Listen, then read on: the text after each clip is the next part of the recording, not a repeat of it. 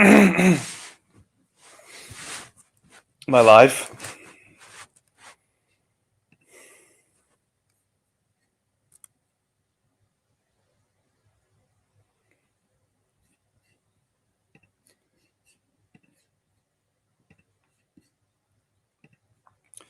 The camera quality is so bad. uh, can you guys see me okay? Excuse me, sorry for the coughing. It's just, can you guys see me okay? Or should I pull I have another camera, but it's a hassle to set it up, like on short notice.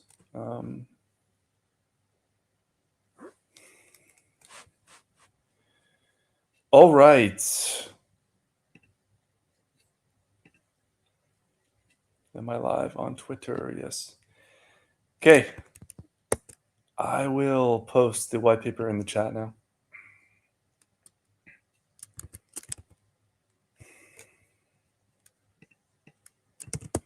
So I think how we're going to do this is I'm going to post the white paper, and I'm going to hang out with you guys, answer any questions you have. We can go over it. I don't know if Jake's available, if he also wants to go over it with us. But then I'll hang out and see if I can get cryptographics.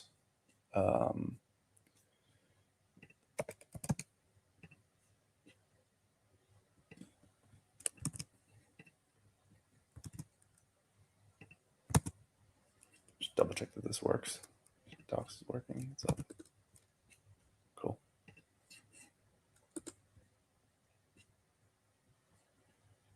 Okay.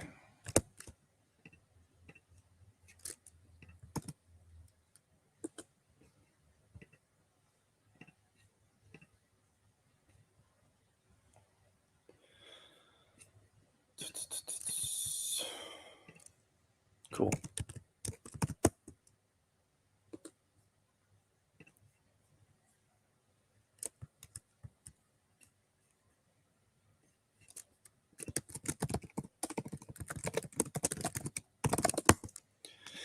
All right.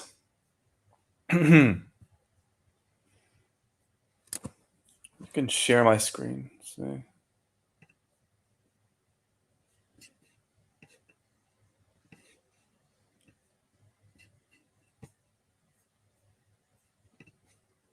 It's probably the most impromptu live stream that I've done.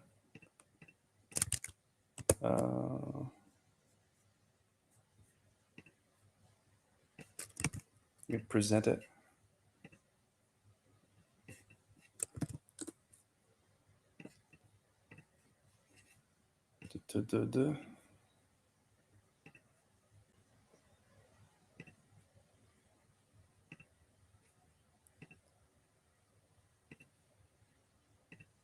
Okay, can you guys see the Hydra? Here, oh, here we go. Good. Can you guys see this?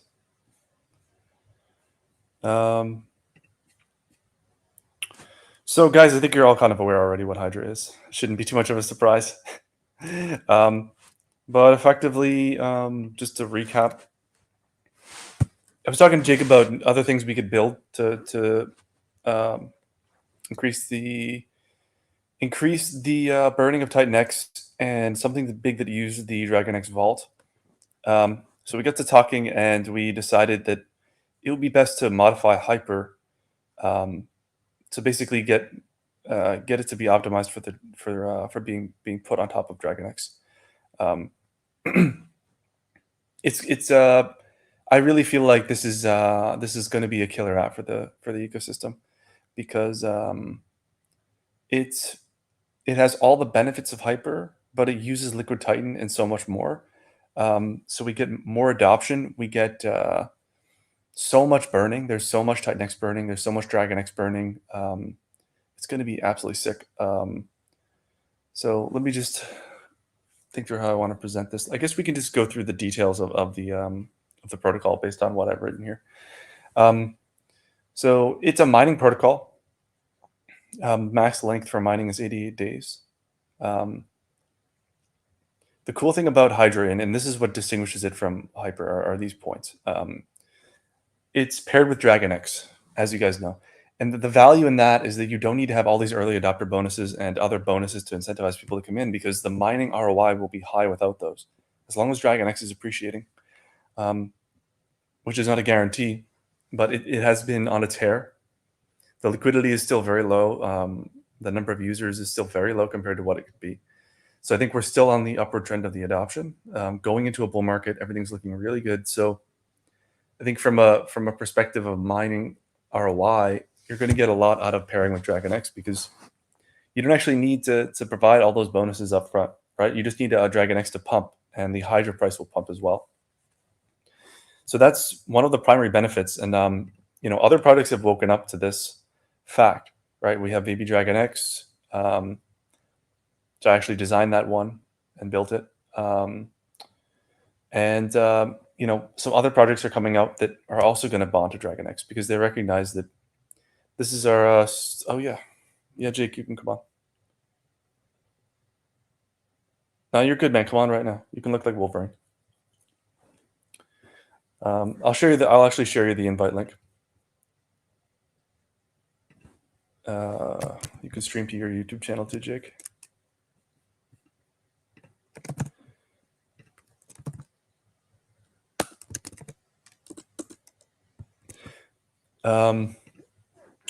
So yeah, basically, having it bonded to Dragon X is insane, because you get a lot of mining ROI, and you don't need to provide any of these early adopter bonuses that created that crash scenario. So Hyper used Ethereum, right? And that was a big problem, because everyone had already aped into Titan X. So why would you create something like that? Now it's looking good long term, but with everyone inside Titan X, it's even more beneficial to have something that people can use right away with their Titan X. So the adoption can be even higher than Hyper. And I think we have more people in our chat right now than when Hyper launched. So this is going to be a big one, really big one. And the fact that you can use Titan X it's good for adoption. It feeds the Dragon X vault, right? So Hydra uses the Dragon X vault, as I've been saying on multiple streams. 20% of the Titan that's used to mine will go into the Titan X vault, and to the Dragon X vault, and that will be massive for Dragon X, right? Because the Dragon X vault, effectively, whatever Titan X you put in there, it just restakes it forever. So it's burned, but it's also put to use, and that's the value.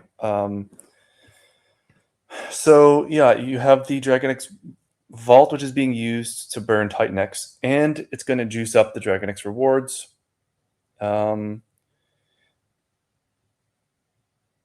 Hydra also has a direct buy and burn effect on Dragon X. So after that first 20% of Titan X comes in and goes to the Dragon X vault, the other 80% will go into a Dragon X buy contract, and there'll be a buy and burn, a new buy and burn for just Dragon X, that will be basically taking Dragon X off the market. Now, not all of that is burned, but 20% of what is bought off the market is burned. So you have now a perpetual buy and burn on Dragon X. And you have a lot of, it's all new buy pressure. So yeah, you have that. And now 20% of what's bought off the market will be burned. But the other 80% of that Dragon X will go to a buy and burn for Hydra. This is what we were talking about last night. And what you have essentially is basically the tokens are ratcheting up against each other, right? So you have Titan X is coming in, ratcheting up the price of Dragon X relative to Titan X. And then you have Hydra, which is being ratcheted up against Dragon X via buy and burn. So it's really, really, really nice token economics. All the while, it's accruing value back to our store of value in the ecosystem, which is Dragon X. More and more people, they're tying their tokens to Dragon X. They're tying it to the Dragon X vault. People are recognizing that if they tie to the deflationary store of value, they're going to go up faster. Okay. And that is ultimately the kind of end game of, in my opinion, the end game of the ecosystem is Dragon X goes to the moon, drags everything up with it. Right. So yes, there is a Hydra Vortex. The other thing is we didn't put any early adopter bonuses in, and that's good because you don't have this big push of inflation, which is then crushed. Instead you have consistent mining. So I think it'd be good if we opened up with something like the Hyper ROI for Hydra, if that makes sense. So it'd be good to have that, or maybe even a little bit higher than that, to be competitive, and then to maintain that. So we want to launch this to be where Hyper is today, right? So it just gets rolling into the bull market. Before I go into this detail, I wonder if Jake wants to jump on and add anything here.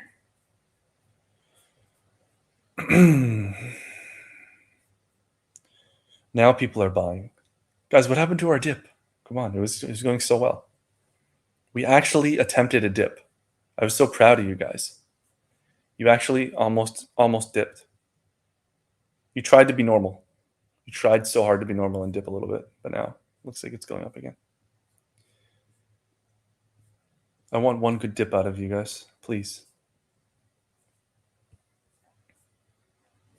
Make me proud, okay? Somebody empty their bags.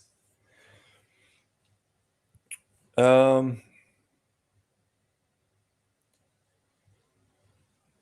mining formula is the same. Have a look if you care. It's basically just the algorithm for mining. It's mining cost and power, same as Hyper. So you can look at you can look at all of the variables here. There's not really much. I mean, penalties are the same. So I'm not a fan of penalties, but in this system, it's a compromise. We didn't want to have to pull basically like rewrite everything to be totally new. There's enough that's rewritten in it. So it's better to just have that code that's been audited to be there. It incentivizes people to come back. So just make sure that you are very, very careful with your Hydra miners. Okay, I don't want to see you guys get wrecked. So set calendar reminders and that kind of thing, because the penalties are really steep. You lose everything in 1 week, which is insane. It's good for the ecosystem, but it's not good for you if you fuck it up. So be careful. And I'll be reminding people a lot of this on Twitter. But you guys need to look at, hopefully we'll have a Hydra Titan Hub. Obviously, Mike Dean's Titan Hub Premium will have this, but maybe he can have something public so people can check their mining, or just to have the mining chart visible to everybody so that people can look to see where the vast majority of miners is coming out. Just so that people in the community can raise it up and say, hey, there's a bunch of miners coming out. Make sure that you're not getting, here's Jake, make sure that you're not getting wrecked, Hey, Jake. Yo, can you hear me? Yeah, can hear you. All right, sweet. So do you want to mention anything? Like, I'm just kind of going through, I don't know if there's anything new to really mention on the mining section.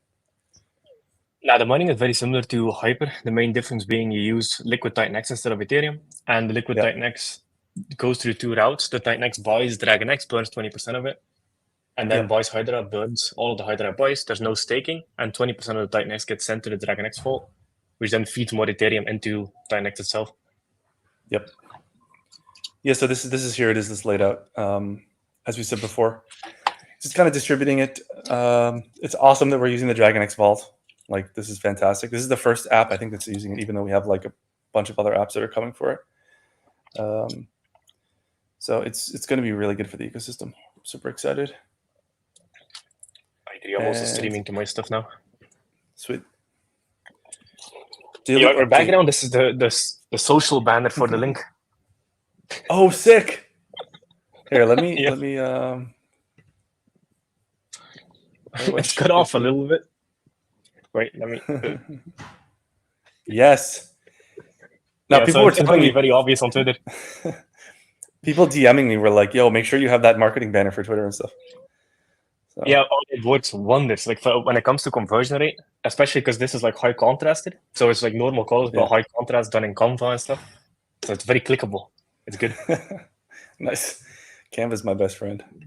Oops. So yeah, so daily update is more gradual, right? Yes. So with Hydra, it's with Hyper, it's 0.08% a day. Hydra is 0.028. There's a bunch of changes we made with Hydra. One is there's no H rank bonuses. There's no early adopter bonus. There's no burn amplifier bonus, a burn bonus amplifier, because we wanted to make it as close to cost basis as possible. So no freebies, which will make the mining more sustainable, for sure. Yeah.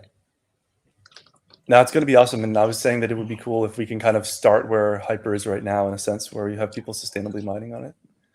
Be really cool. That would be the goal. Like have some reasonable APY, because there's also a big difference between Hyper and Hydra, where the Hydra pool is going to be way thicker than Hyper in the beginning. That's important because we want the majority of the liquidity pool to be owned by the smart contract. Because what happens is it's a Uniswap V3 pool. It's going to be DragonX Hydra. And then the fees that get collected by the smart contract, the DragonX gets put into the Vortex, and the Hydra gets burned from the fees generated on the Uniswap V3 pair. So we want to own the majority of liquidity for a very long time. Sweet. Speaking of the Vortex, did we settle on 8 and 10? I remember we were talking potentially juicing up the Vortex to be a little bit heavier, but yes, yeah, we're probably going to change this. So as of now, it's 8% of the Titan-X that gets used to start miners, and 10% of the DragonX that is bought off market gets stored in the Vortex for release later on. We might up that to maybe 10% Titan-X and 18% DragonX, because it is a form of decentralized buy and burn where a bunch of the buy pressure gets stored up into the future. This is very important because the way the Vortex works is the max miner length on Hydra is 88 days. What usually happens after a max miner length, you have people distribute out, they take profit, and then you have this the Vortex to reinvigorate the system later on after all max miners are out. So we have a protection against the max miner wave. The launch is always the heaviest, and then the second wave, third wave, fourth wave gets way more sustainable because launches are always the biggest moment in the protocol. Yeah, that's really smart and makes total sense. Hopefully, the 369 payout will also keep mining ROI high. So, yeah, I mean, people there's are a bunch dumping of heavy things on because now.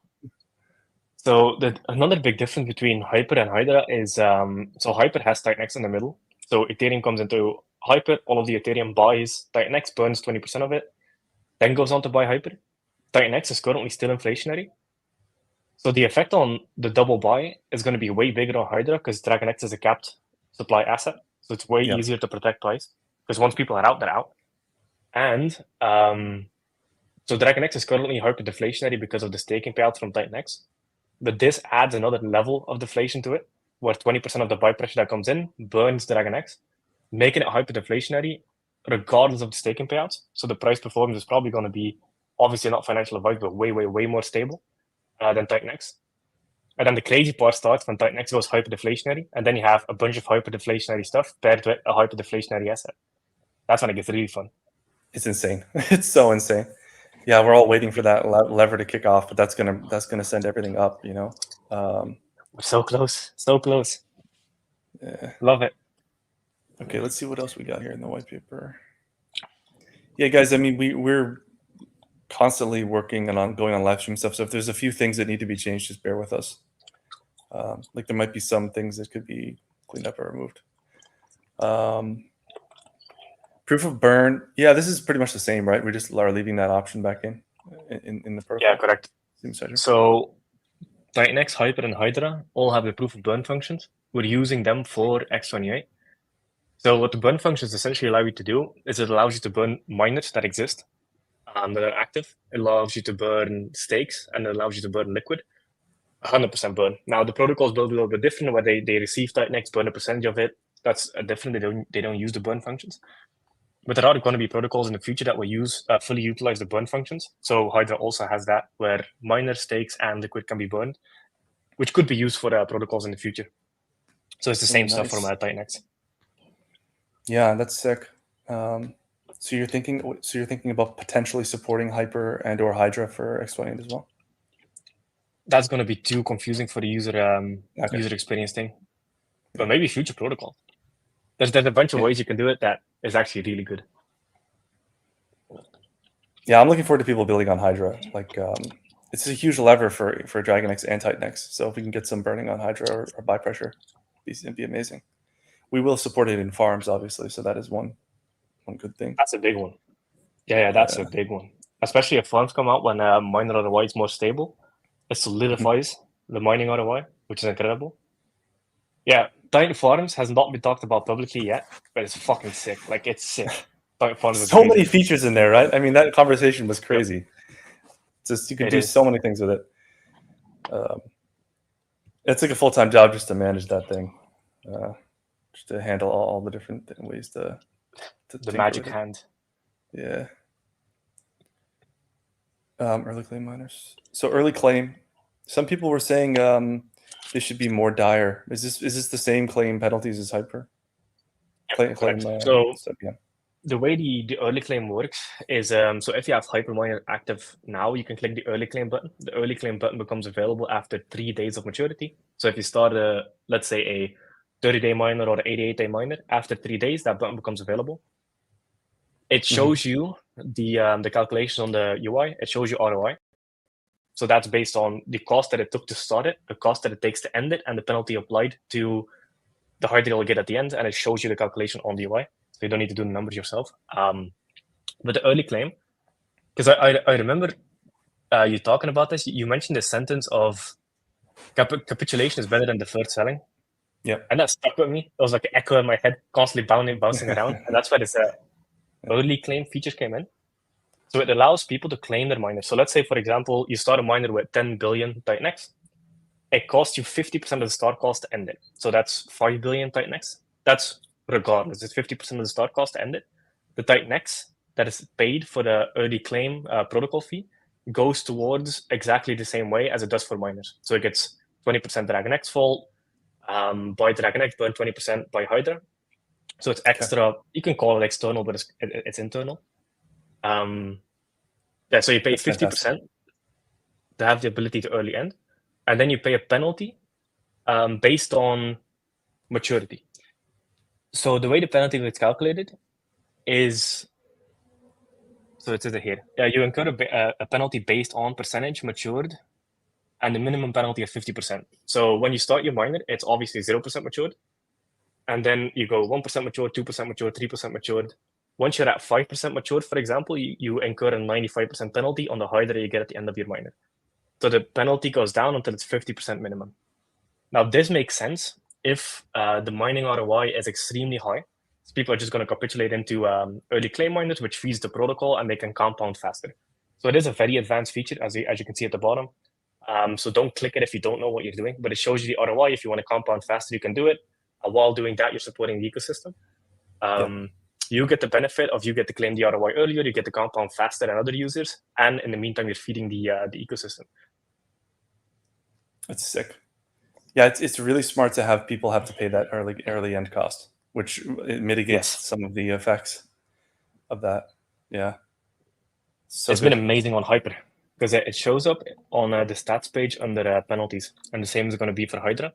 So the penalties on the stats page include late claim of miners, like we have in Titan X. Titan X does not have the early claim, but it shows the penalties that people paid, like the maturity penalty on Hydra gets added to the penalties as well. So Hyper has 14% of the supply and penalty. So a lot of users use that early claim feature in the beginning. I put this in obviously because I'm an anti-staking guy these days, but I don't hate staking, but I just feel like we found something better with with where we're headed. It remains to be seen, but yeah, it's just we get more economic energy into the buy and burn, and we get people who want to get out right away. So hopefully we'll set in higher and higher floors, but who knows? I agree. So when it comes to the staking, the main issue with staking was that there's two versions of staking mainly available, or three versions. One is in other protocols. One is you stake a coin to get more of that coin, which gives whales the ability to constantly sell inflation off into the future.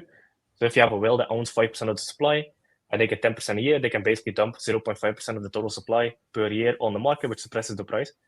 That's inflationary based staking. Yep. That's horrible. I don't like that. I don't think we have it anywhere in the ecosystem. Like, for example, and then the other one is you get protocol revenue, which is kind of like Hyper. So what Hyper does is it buys Hyper off market and then distributes 20% to the stakers. So the Hyper staking, inflation doesn't actually come from inflation. It comes from Hyper bought off market. So it doesn't increase total supply. It's nice. And then the third version of staking is where you get a percentage of protocol fees that's similar to like DEXs and stuff. Or so there's multiple ways. Bucket, Yep, correct. Yeah, TitanX would be an example of that. Yeah, we don't have staking here because you want all of it to run through. Yeah. Oh yeah. It'd be kind of like Inferno or something like that. And the contract stuff, yeah, that's coming. Contracts are underway. Audits are underway right now. It's looking good. So yeah, that's the white paper, guys. I mean, I've been talking about it quite a bit on stream, so it shouldn't be a surprise. But yeah, it's exciting. Yeah. I think one of the big things is one of the things I've noticed amongst the builders in the TitanX ecosystem is for some reason they're allergic to using numbers that are bigger than 2 digits.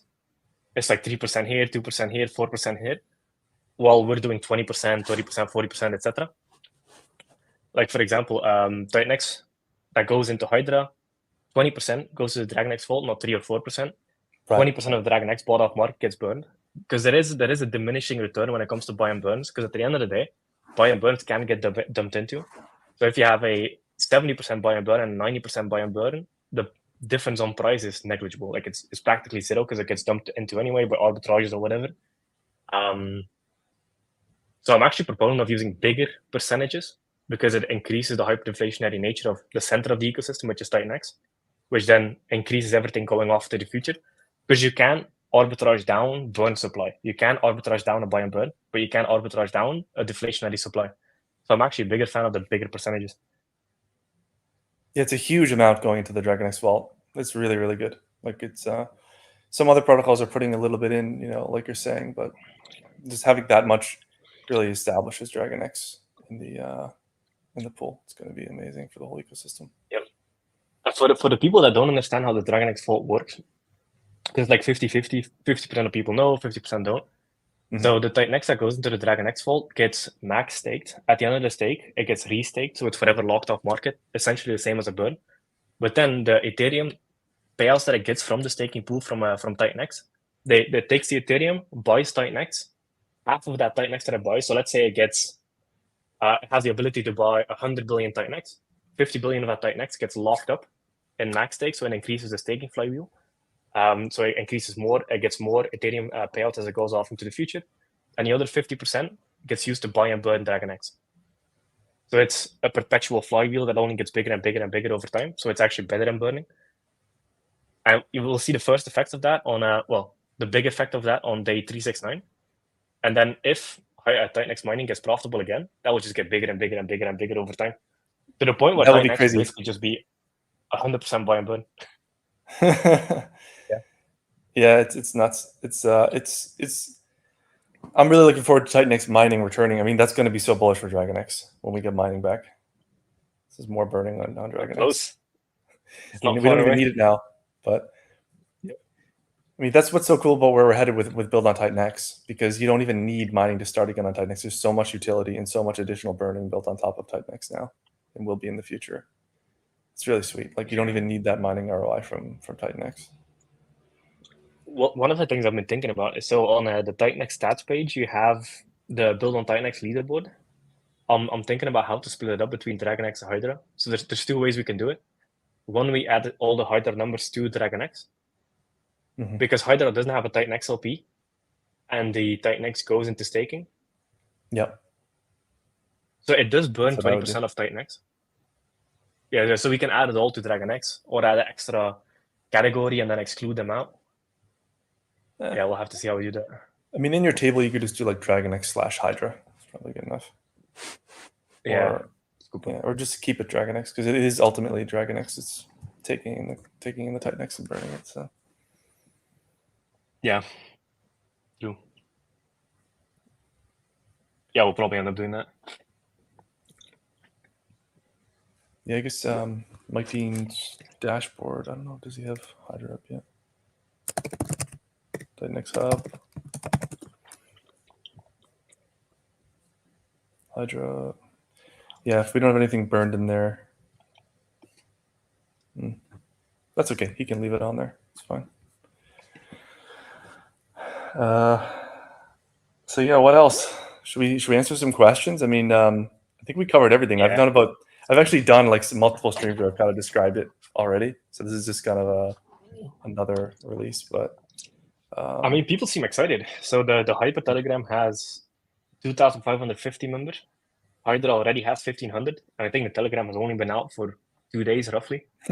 yeah, But this could be amazing. big because this has a bunch of effects on the ecosystem. Not only does 20% of the Titan X gets burned, 20% of the Dragon X, but for people to enter Hydra, they also need to get their hands on Titan X.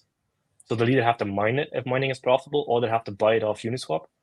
So this has a bunch of like second order effects that I think people aren't really realizing. Like, this could be sick. And another interesting game theory element of Hydra is the hyper miners are easier to get your cost basis because Ethereum doesn't move around as much. Titan X moves around massively. Sometimes it's up 5x against Ethereum in like a month. Sometimes it's down 20%. Now with Hydra, you get this interesting game theory where, let's say you enter a Hydra miner when the Titan X price is higher, so your cost basis is higher, but then the Titan X price goes to a correction of 30%. Now you can get Hydra miners at 30% off compared to all the other players in the protocol. So now it also gives a reason to get the dip because your cost basis is lower on Hydra. That's interesting game theory. That is interesting. Yeah. It would be interesting to see what the market cap will be. I was looking at that market cap. Did you see the market cap ownership of different protocols? Be interesting to I think see I saw what. that chart on Twitter. Yep. Yeah, Dragon X and Titan X are up there, and then I really would be interested to see how much Hydra gets. Because it's inflating and it's botted with Dragon X, so it could be really, really. It could have a big market cap pretty fast. Yeah, that'd be interesting. Yeah, there's definitely going to be multiple mining waves because we're seeing it now on Hyper. First, you have the launch mining wave, which is always the most insane, and then you have the second wave, which is more stable, and then the Vortex keeps filling up. So next waves are stable and stable. Prices move around, which can extend it. Yeah, Hydra is at its core designed to be a compounding protocol. Another interesting game theory about Hydra is you can also use it. So let's say the Hydra game theory is the Hydra mining ROI is at 100%. In theory, if it stays at 100%, you could take a Titan X, start a Hydra miner, sell it back into Dragon X, don't go back into Titan X, and it allows you to get Dragon X below market. And while doing that, you're burning 20% of the Titan X that went in. So it makes it deflationary as people try to get a better cost basis. It's super interesting, man. Like this, I think once it starts clicking, it's like, oh, like this GIF where like the guy is on the wall with all the papers and the things and the thread connecting. It's gonna get even worse. Even worse. Yeah.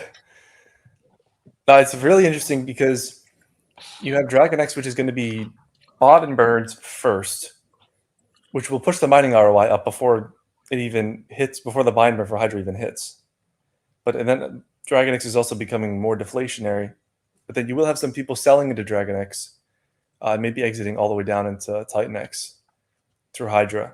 So it'll be really interesting, because the supply is going to be decreasing and it will be getting pumped. At the same time, people will be probably taking profits into Dragon X.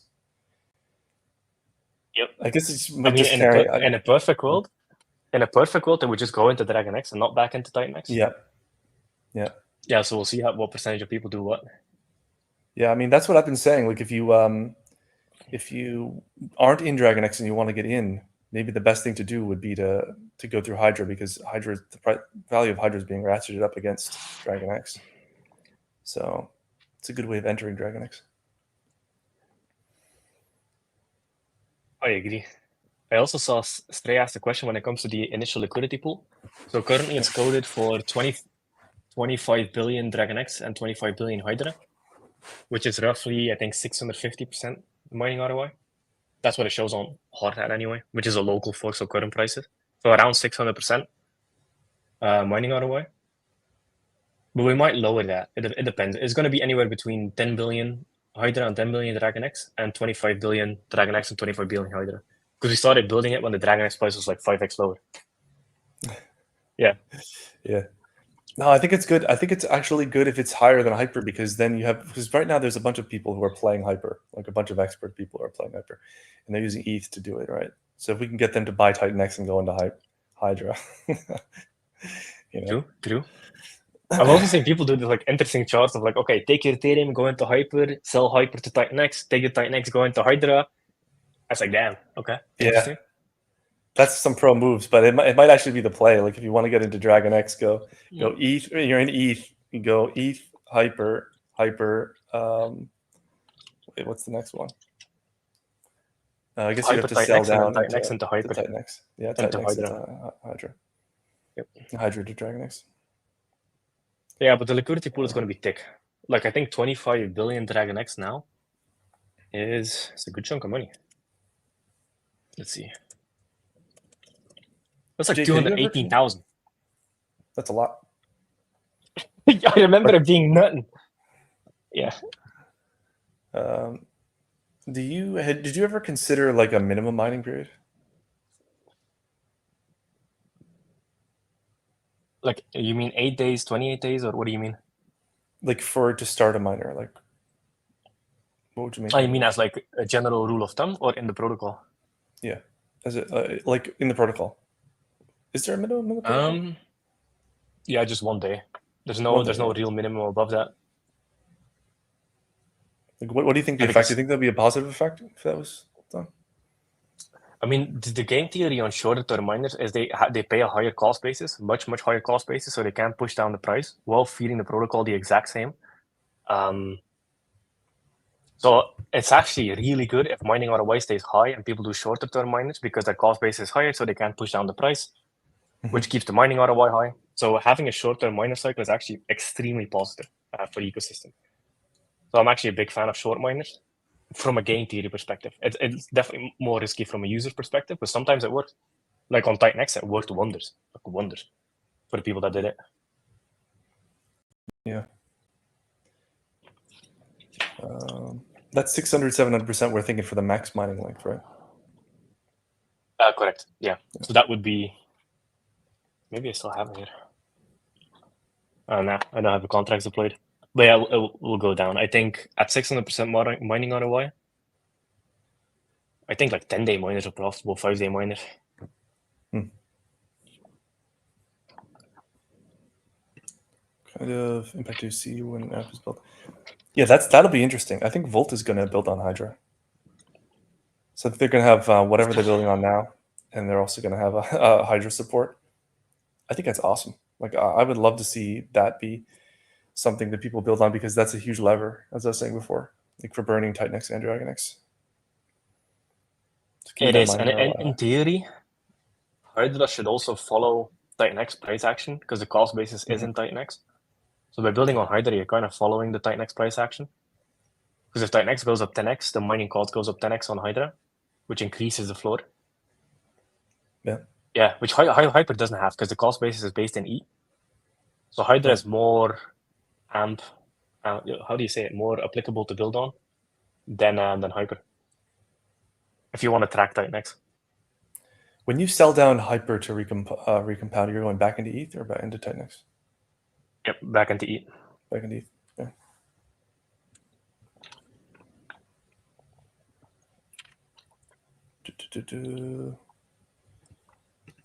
I'm not sure what this is. Day 333. Any plans? 50% ownership. We have there are no founder allocations or anything for this token. It's just totally. Oh yeah, correct. There's no genesis. Yeah, no genesis. Yep, everything goes back into the ecosystem. 30 miners on Titan X were pretty awesome at launch.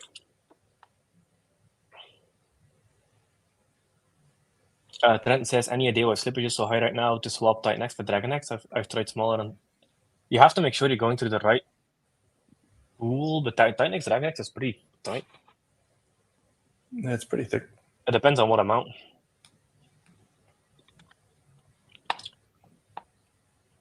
Let's actually see. If we're doing no Genesis, so I guess we're not going to be.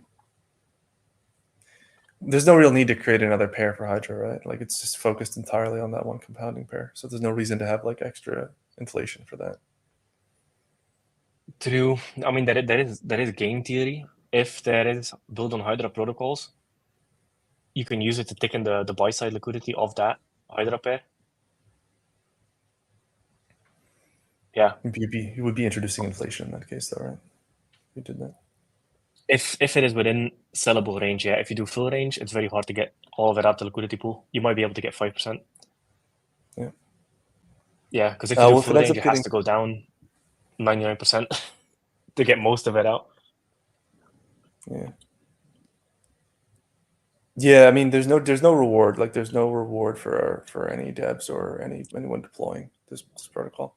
If there was going to be inflation in Hydra, it would only be to incentivize like the appropriate pairs.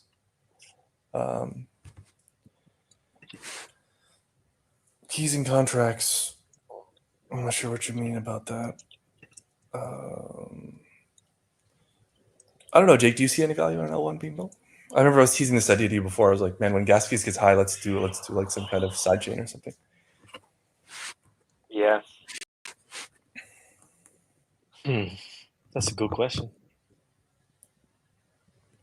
I mean, we definitely have the firepower to do it with the community and the builders. Like, we have more builders than fucking L2s and some L1s. Yeah, we do. And we're so small, it's insane. So we definitely have the community to do it. But it would need some very interesting tokenomics. I have some ideas. I was talking to Jack Levin, and he has some good ideas for X1. Maybe if we were to do that, we could use some of those.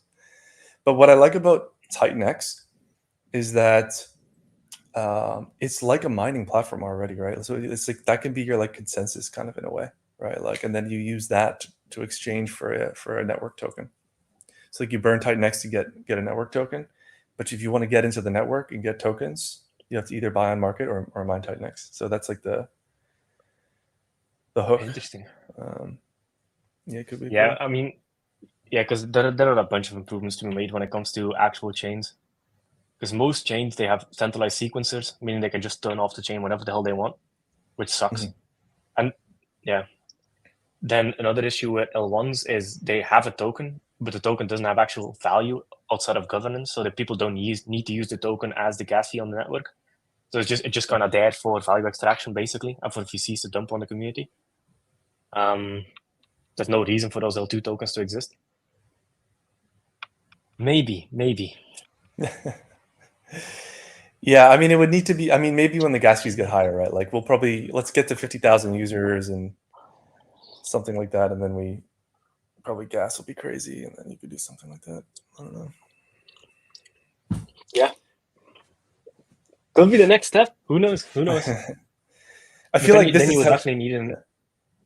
Yeah, you would definitely need an ERC20 bridge, so all the TitanX protocol tokens can come over without redeploying their protocols. Although they could, but then they can pair the new protocols to the old protocols with the ERC20 wrapped token from Ethereum on that chain.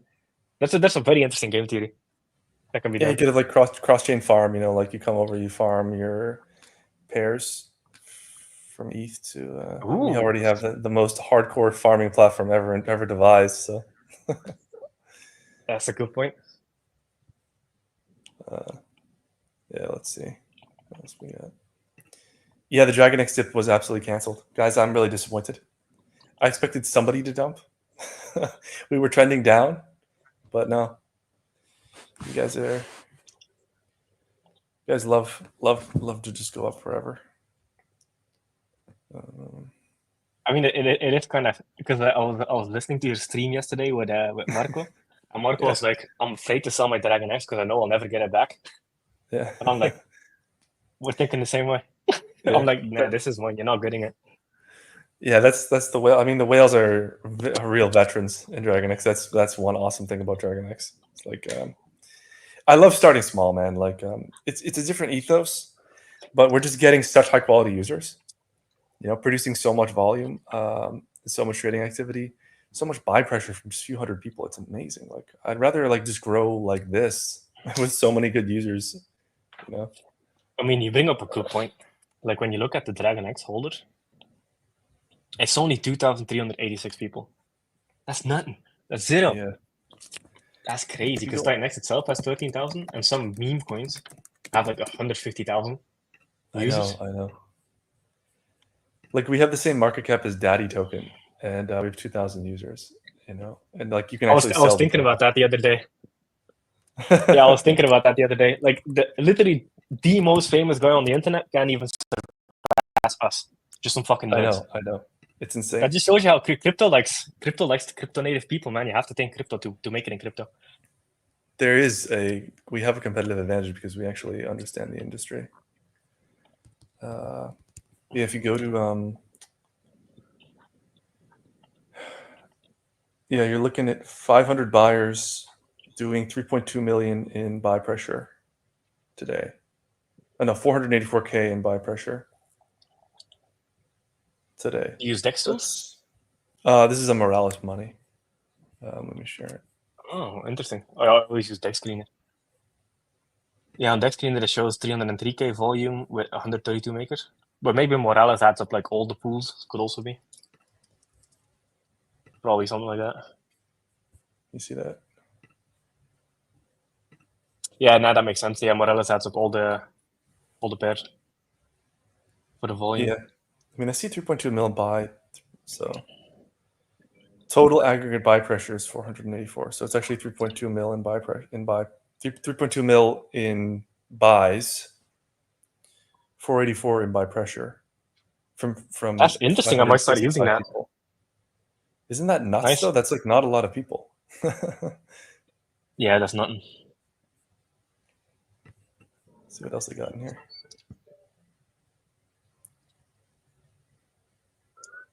Just holders. Yeah.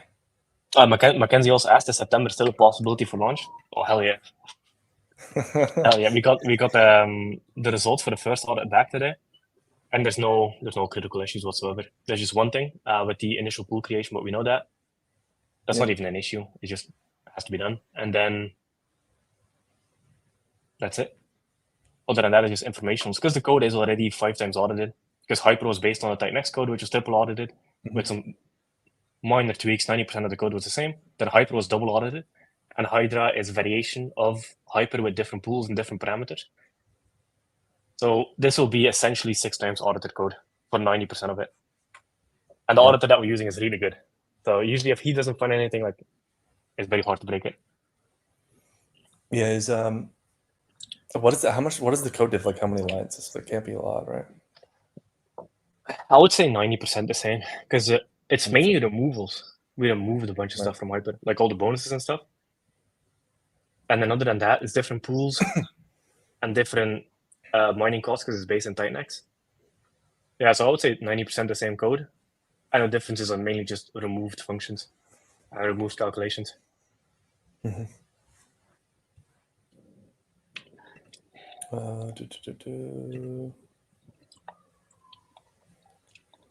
Let's see. Jake, when you built this, did you ever envision having a strong community, having this many protocols in the pipeline? Perfect timing for the bull market. Yeah, absolutely not. Like the builder functions were initially built just for me. And then all of a sudden, I think the first one was the NFTs from Titan Legends, and then the second actual protocol was Dragon X. And after that, it just went insane. And then you had wait, did Helios launch before or after Dragon X? After. After. Yeah, so it was Titan Legends, Dragon X, Helios, and then after that, it just went insane. At this point, we can't even control it anymore. There's like projects popping up. I was talking to 2 different builders from Solana yesterday. Like, oh, nice. I don't even know at this point. That's fantastic. X28 launch. Do you want to comment on that? If no comment, that's cool. After inflation is over. Because that's going to be the ultimate burner, ultimate renaissance of hyperdeflationary. I've been advocating for pre-369. But the thing is, I don't think people will burn their stakes I don't think it's worth the breaking the super hyperinflationary narrative for like an extra 3% of stakes that get burned. Because Hydra is feeding the Dragon X Vault. So that's Yeah. going to increase the staking position massively before the 369. So Mhm. if I was a user, I'm not staking for 369. Just leave it at Dragon X. It's better for the ecosystem. And it's going to be impossible to compete anyway, especially after Hydra. Yeah.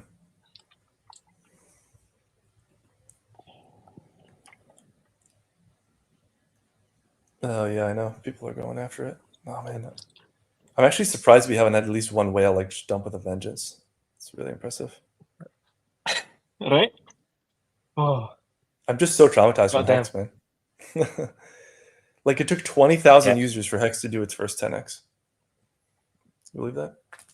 20,000 that's users. crazy. I wasn't around for the Yeah. launch of Hex. Imagine if we had 20K and we'd already be $1 billion token. I mean, that's the power of hyperinflation area. Because the biggest thing that Hex had is just all this future inflation, all these bonus from these early whales. It's like it's impossible to, especially once you're like at 100,000 users, it's impossible to overpower that with just adoption because the inflation is just so damn big. Yeah, and there's some games playing that like 3.69 inflation. If you account for like T-shirts and stuff, maybe it's 2.5%, but that's including the OA. If you exclude the OA, it's actually 25% a year user inflation, which is extremely hard to overpower as a narrative alone. So yeah, hyperinflationary is so much better. So much better. I love it. Good whales and Hungry Sharks and American eggs. When launch? Soon. Soon. Very, very soon. Jake, any Very comments soon. on Titan X surpassing pulse chain volume? Yeah, that was partly due to an MEV bot, but it's great marketing.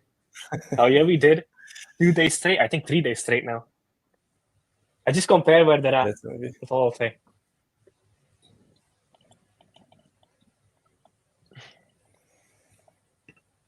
Yeah, people always ape in. I mean, it's just like people, the masses will come later, I think. People will ape in. You know, a lot of people don't even buy tokens that are like less than 50 million market cap or 100 million market cap. I noticed that. Yeah, there's this weird like psychological level where people feel comfortable going in at higher prices because they believe a higher market cap is safer. But I'm actually programmed for the opposite. I believe the lower is safer. Yeah. But yeah, it's just different players coming in. Because if you're a whale that has like, let's say an 18 million portfolio, you probably don't allocate less than 200K into a token. If the liquidity pool has less than 200K available, or you slip the price against yourself to like 50% while entering, it's just not attractive. And these guys are happy with like a 3x on their money because they're playing with bigger amounts. Like once you hit certain market cap and liquidity targets, you just get a different type of user coming in, and they're Yeah. usually long term. They just buy and they just forget about it, or they buy and they're like, okay, I'm holding this for 2 years. Then they set a timer and they check after 2 years.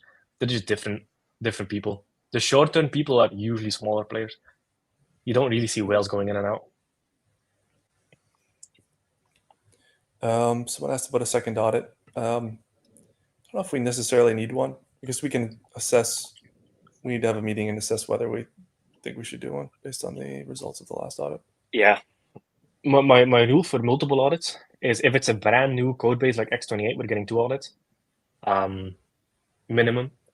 But the rule I always follow is as long as there's no high or medium issues from the first audit is usually good.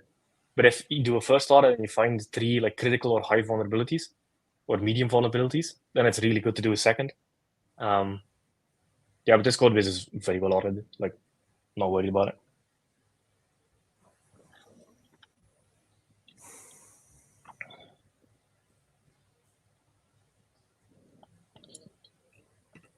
Can we use stakes of Titanx? No, you cannot mine Hydra with Titanx stakes. Only X28 for that. Oh, cryptographics is here. Man, I will get you on 1 second. Hey, cryptographics, don't check the Hydra chat. People are slapping you awake with gifts and stuff. Okay. You should be able to stream from your channel now.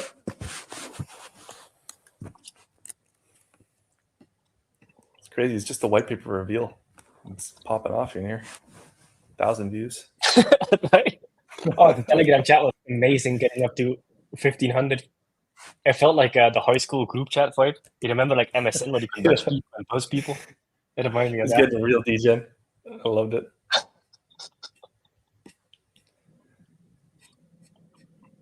Yeah, Hydra's where all the cool goods are.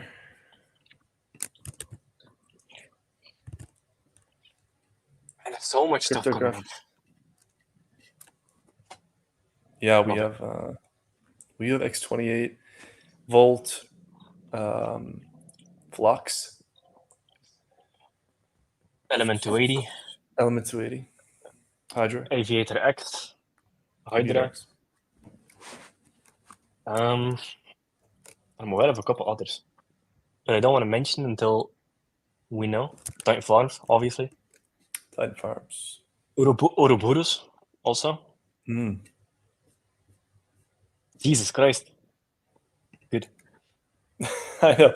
We need more users, man. I'm telling you. Yeah, We seriously. desperately need more users. We have like enough apps for 100,000 people at this point. We're coming in the next few weeks. Yep. But it is Legend actually X uncanny. also, I think. What's up? The Legend X also from the Titan Legends NFTs.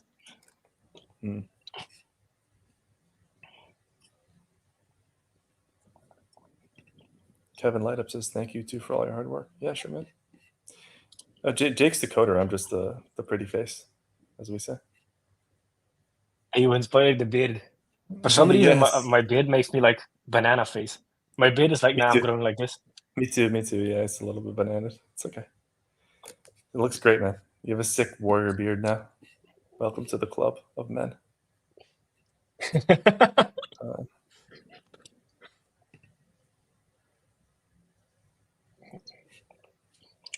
What is he saying? Mm-hmm. Yeah, it's interesting how low the fees are. What do you think about the fees? What do you think they'll be like in a few months? I think it'll stay like this because now you have layer 2s with very low blob fees. So a lot of the activity goes towards layer 2s. Now there's a lot more adoption of cross swap and omni-chain swap technology. So like for example, Stargate, I think you can do swaps on Ethereum and it just routes through base fees and then goes back to Ethereum. I don't think the gas fees are going to go insane on Ethereum anymore. That's super bullish. And then you have sharding. Yeah. And if base can exceed on like their gas or like their block size increase, they could adopt that into Ethereum. I think Ethereum has a fine scalability roadmap if they just operate quicker. Because usually in Ethereum time, if they want to upgrade something in a year, just add 2 or 3 years through it. Like if they say a year, it's 4 years. Is general Ethereum roadmap.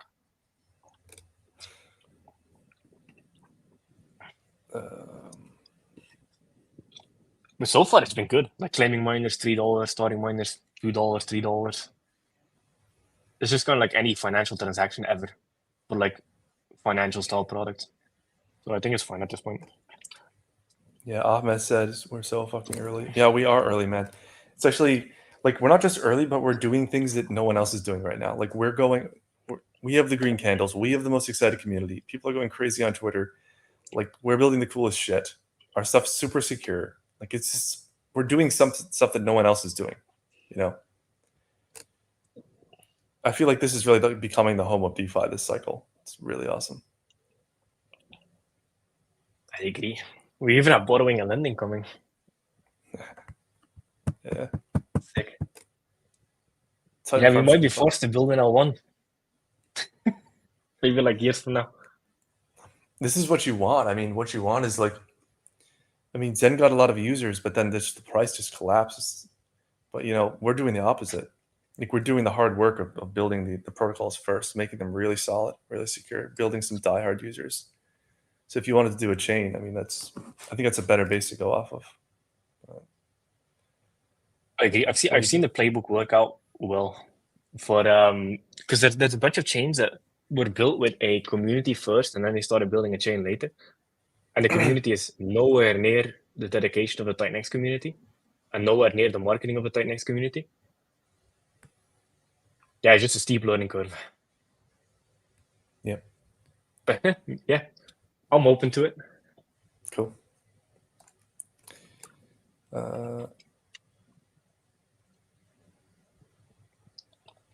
What is the starting amount of Hyper mineable on day one? Same as Hyper and Titan X is 8 million. Okay.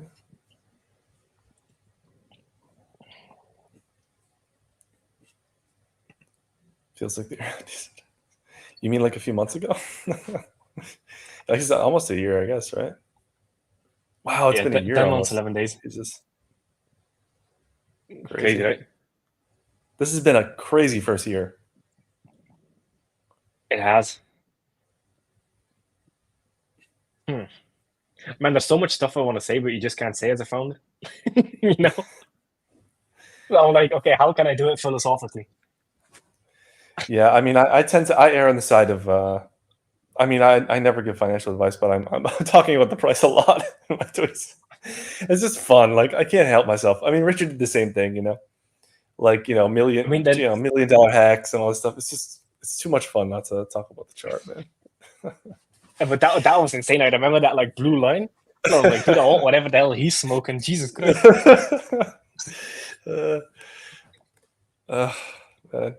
Yeah, I haven't heard from the Pulsar team in a while, actually. I don't know. I know of something, but I'm not sure if they want me to say it online. Yo, it's been a while. You have the Titan X screen in the background? Oh, yeah. Oh, thank you for getting up early for this, man. Oh, no problem. I was happy I got up when I did because this is sick. This is great news to wake up to. Forced down a couple of coffees and let's go. So I haven't even had a chance to read the white paper yet. The only thing that's touched my brain this morning has been my coffee. So I got to get up to speed. No worries. Okay, what you guys want to give me the quick and dirty here so I don't have to bore the chat, and then we can go as deep as we want. You do it, Eric. I need to get something. Yeah, sure.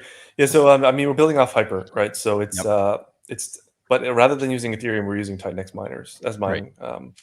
And so basically what we do, and I think we talked a little bit about this, is we're going to be able to hit all of the people in Titan X that have yet to basically come in and participate in something like Hyper because it uses ETH. Right? So we're going to have this huge adoption. And rather than just burn the tokens, we're going to be using the Dragon X Vault. 20% of everything that comes in to miners will be used to be sent to the Dragon X Vault, which is excellent for compounding the value there, getting more ETH. And the rest will go into a Dragon X buy contract, I guess, right, Jake, effectively? Titan X to Dragon X.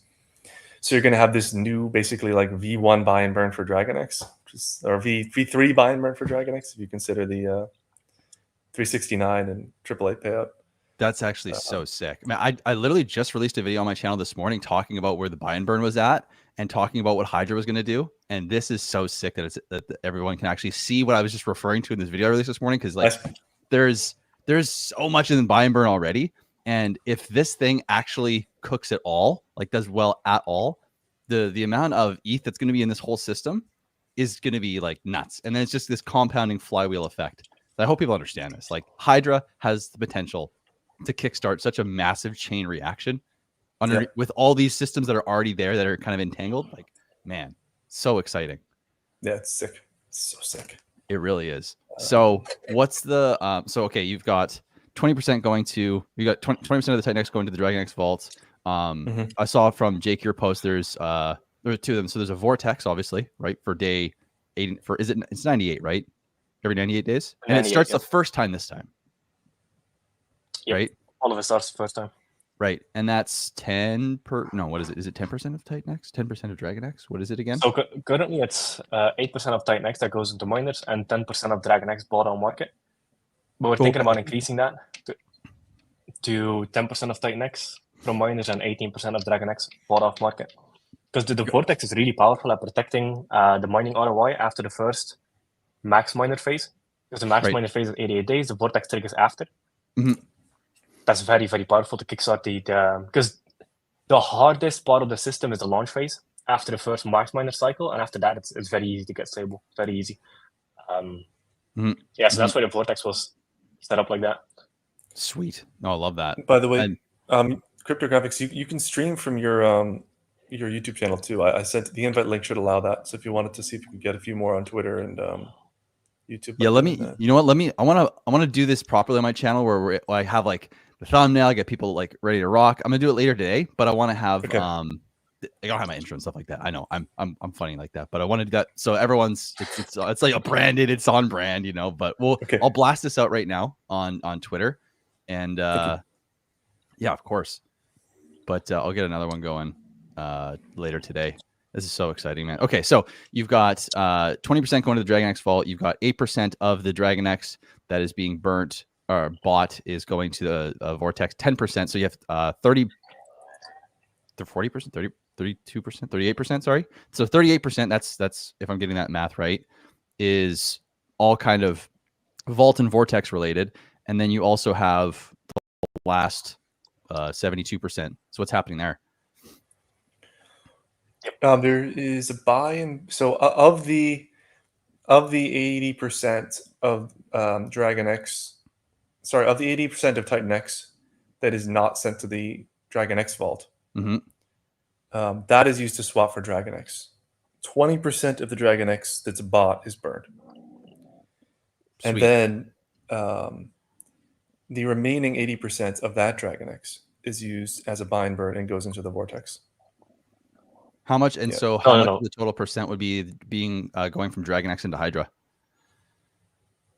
Well, let's actually use numbers. So let's say 100 billion Titan X comes in from miners. 20 billion of that Titan X goes to the Dragon X vault. 80 billion Titan X buys the Dragon X on market. Mhm. So let's assume it's a 1-to-1 ratio. Now it has 80 billion Dragon X.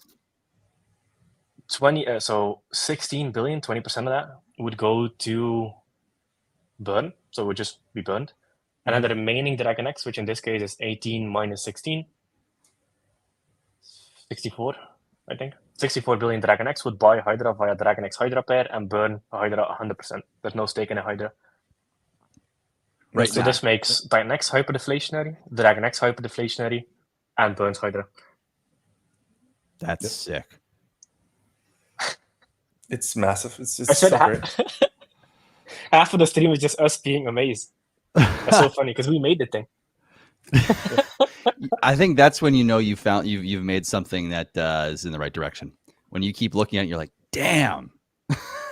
Well, What? I mean, it's also something to impress upon the user because it is pretty good. Like it does a lot for the whole ecosystem. Mm-hmm. Well, I think the biggest take, the thing that I would stress to anyone watching to understand is, I mean, you know, you spoke about this originally, Jake, and I thought this was like one of the coolest concepts to think about originally. But now that we're actually here, it's even more profound to me is the Archimedes lever, and talking about how, you know, you stretch out this lever further and further. So you've got Titan X, which has Dragon X built on it, which has now Hydra, like a perfect chain that way. But you also kind of have this side thing of a hyper, which is over here, which, I mean, you could maybe link in to that, but I would say the longest lever so far is going to be Titan X to Dragon X to Hydra. And that alone is so powerful because, I mean, you've got obviously the buy and burns for Titan X. You've got its own demand, its own diminishing supply. It's going to go deflationary come November. Then you have the Dragon X buy and burn that's going to gain, I think it's like a couple $1 million as of right now before Hydra changes everything for its ability to get more ETH in the 888-day payout, right? So it's going to increase its position there, which is going to deflate the Titan X supply alone. Now you have Hydra, which is going to come in.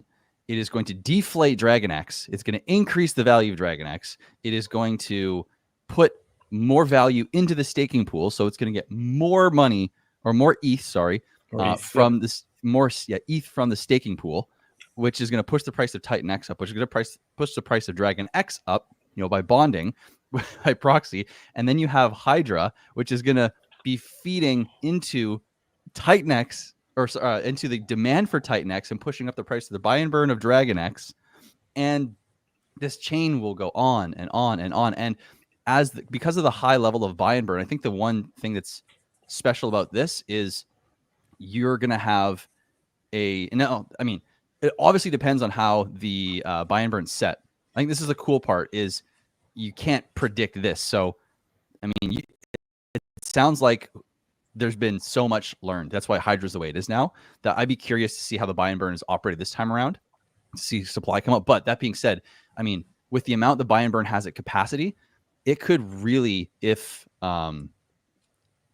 things are done really well, could send or could optimize the function of these flywheels, so to speak, to a level people aren't ready for. And it's a possibility. I don't want to overhype things too, but it's just, this is just the truth of, like, you know, when you get one thing that completes a system, so to speak, or really puts rocket fuel in it, I mean, it can change a lot of things so fast.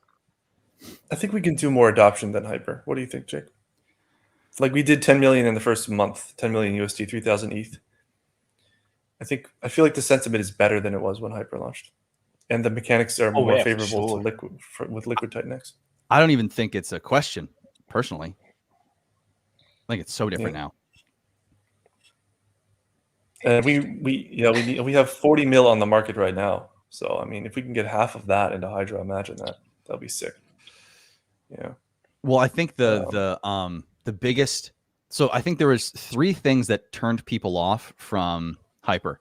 Now, I think the first thing was ETH, because people didn't understand it. They were expecting Titan X, and they just got they mentally got rug pulled in that sense, where they're like, and they just didn't want to. Like, if you look at the chart that day, there was a red candle the day that Hyper launched, you know, and it was opposite when Dragon X obviously launched. Actually, that whole like first week or two of the launch phase, it was going up. So Hyper kind of, I think the first thing that people didn't like was obviously not utilizing Titan X. The second thing was, I don't think people understood how to play the game. And then I think because a lot of bigger players came in, they did do shorter miners. The price went down. Everyone stopped understanding it. I think there was a lot of panic going on. You know, like even for me, I wasn't sure what was happening, because it was in terms of watching it unfold, it was a little confusing to make sense of what was going on with all the parts, with like liquidity and the supply coming out and all these different kind of moving dynamic parts. And obviously, you know, looking back, it makes perfect sense why, like if you go back and look at the price chart and you look at supply and you look at what's happening now, I think it's actually worked out quite well. And obviously, because mining started like 30 some days ago again, and a lot of it or more. Like, how long ago did mining start again? And it's like, because it's really poured on. Oh yeah, Hyper is going hard. I would say it started roughly 40 days ago ish. Right. Is when it really started picking up again. Right. Yeah, but I think the big innovation for Hyper and Hydra was the Vortex. Because the Vortex gives an event after the max miner cycle that is forced buy pressure on both buyers. So the Titan X that goes into the Vortex buys Dragon X. So you have a guaranteed buyer of Dragon X in the future, written in code. And you have a buyer for Hydra with the Dragon X that was bought off market that is sent to the Vortex. So you have 2 guaranteed buyers after the max miner cycle. So what happened with Hyper is people completely lost track. And the way crypto operates, it's like this. Everybody has seen this like a regression to mean curve, where it overvalued, undervalued, overvalued, undervalued, overvalued, undervalued, and it's like this like elliptic curve or whatever it's called. Yep. It was just so goddamn undervalued that people were just like, wait, what the hell? The Vortex is bigger than whatever Hyper is worth, and then it just did a 50x. So I think people will have learned a lesson from Hyper. But some of these opportunities, like just this is important in crypto, is people don't know how to value things, because it's not like the stock market where you have a bunch of quant trading firms, especially not like an advanced ecosystem with like different pairs like Titan X. People undervalue things like crazy because they don't know how to value it, which opens up crazy opportunities. Like Dragon X, even it went under the 1-to-1 peg down to like 0.5. And if you do the math from that, it's like Dragon X did an 80 or 120x because people undervalued it. There's a lot of opportunity in undervalued stuff. Oh yeah. Yep. Big time. And I think people are, oh, my battery's draining already. Damn. I think people are, well, I was going to say too, is on that note too, it's been interesting to watch. There's been a pattern on the charts of talking about undervalued. There's been a very, very interesting correlation of like Hyper, Dragon X, and even Titan X now all have very similar charts in the way they're operating. And I think that shows you how, just what you're saying, how people are psychologically, they're out of touch with when the actual undervalue, overvalue points are. And man, everyone just swung back into the ecosystem again. Like, yeah, it was completely dead, and then people just swung back, started to take interest, and everything just went up. Yep. Yeah. Well, and to tie that into Hydra, I mean, like that also kind of gives some insight as to the importance of, I think, for at least in my opinion, for the two of you, like being like what I've seen the last couple of weeks, I think has been really powerful, has been, or a few weeks maybe, which has been your guys' engagement with the community and being more vocal on Twitter. And that I think has made a massive difference. And then plus having Hydra come out on top of that, I mean, that's like compound interest, man. And then knowing that X28 is in the bag, you got who knows what else you guys have cooking at this point, honestly. I mean, like, we'll see. But I think when people have, I mean, you guys both know as well as I do, like the Hex community, Pulse Chain community, was doing as well as it was when Richard was streaming. And he was talking all the time, whether he was being humble or whether he was being cocky or throwing shit in people's faces. Like when his face was public and people could come and hang out with him, even for a moment, or ask him questions or see what's going on, like, dude, it was lights out. And I think this recent turnaround in sentiment has, and at least in the last few weeks, has large part to do with that effect here, I think, for you guys as well. I think it's going to compound as well as you guys stay public, stay talking about Hydra, stay talking about Titan X, stay talking about what's coming. I think you guys are going to only compound this this ecosystem's eyes. Because you were saying the other day, Jake, I think you saw it, was it you or I thought it was you. You're saying you were talking to someone about Solana, and you have someone on Solana hitting you up. Like, what happened there? Yeah, I mean, there were like two different Solana builders. They came out of nowhere. I noticed yesterday I saw a guy tweet from like the Solana community, because I knew he was from the Solana community because of his profile, and he used the word trenches. Because for some reason they love being depressed over on Solana, so they're like, "Oh, I'm in the trenches." That's awesome. Yeah, so I saw a guy on Twitter. Then two builders reached out to me from the Solana ecosystem on Telegram, and they were all interested in building on Titan X. The funny thing is that in the public facing I've seen from people from Solana is they think Titan X is an L1, which is interesting. Because they're like, oh, there's so much building on this. Like, because people have never seen something like this where it's a token-centric ecosystem where you leverage the chain that you're on. Mm-hmm. Yeah, that was very interesting to see. And I've seen a lot of builders come in recently in the last 2 weeks that are non-ecosystem builders. Because a lot of the public-facing builders you see are people have built an ecosystem or are active in the ecosystem. People kind of know them. Mm-hmm. But now I've seen an influx of like outside builders coming in, and they're asking questions like, "Hey, how the hell do you build on Titan X? Like, what kind of rules are there to follow? Like, how do you actually build an ecosystem?" So those questions have been interesting. Yeah, that's really cool. I'm not a fan of Solana. Yeah. I like the chain, but the culture is garbage culture. Oh my god. Mm-hmm.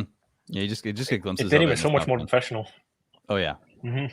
That's cool though. It's cool that eyes are coming from all, even if it's small amounts at a time. If other eyes are noticing this whole ecosystem, I think that's pretty cool. I think it's super noteworthy. Who knows what will happen next, man? And I mean, dude, like this is the crazy thing is,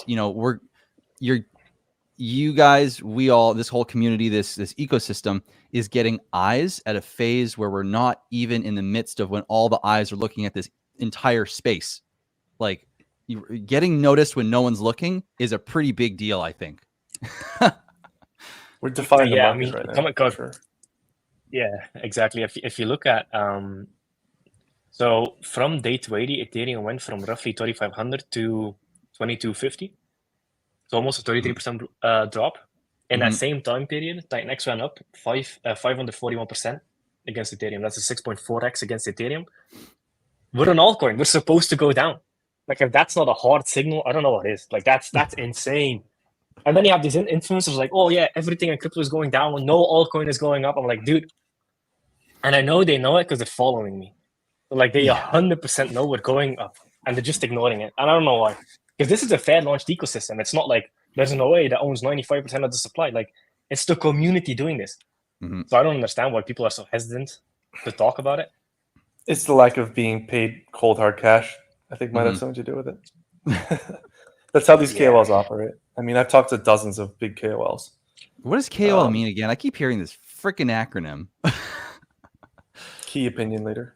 Oh, okay. It's such a MBA. Like, I don't know why people say it. But there are a few good guys like Joe Parrish reached out to me, and he just wants to get involved because it's good for his reputation to have something that's so high quality, like for him to support that. 100%. So there are some top tier guys who are coming over slowly, but I think a lot. I mean, from what I've seen, all the big names, I mean, these guys, they just take cash. They don't give a damn, or they might take it if they're going to get 10% of the supply, then they might care, but they're not going to do it for less. Yeah, it's pay to play for sure. Yeah. Sure, and this is why it's so important to have community-based streamers. Because I saw like 2 or 3 pictures on Twitter of like people buying gear and like setting up their stream of like the community. It's so cool. Like Richie started streaming. Henny also started. Just bought a webcam, so he wants to start streaming. Mo is like hardcore streaming now. Then you have Crypto Kindness that's coming back. We have you.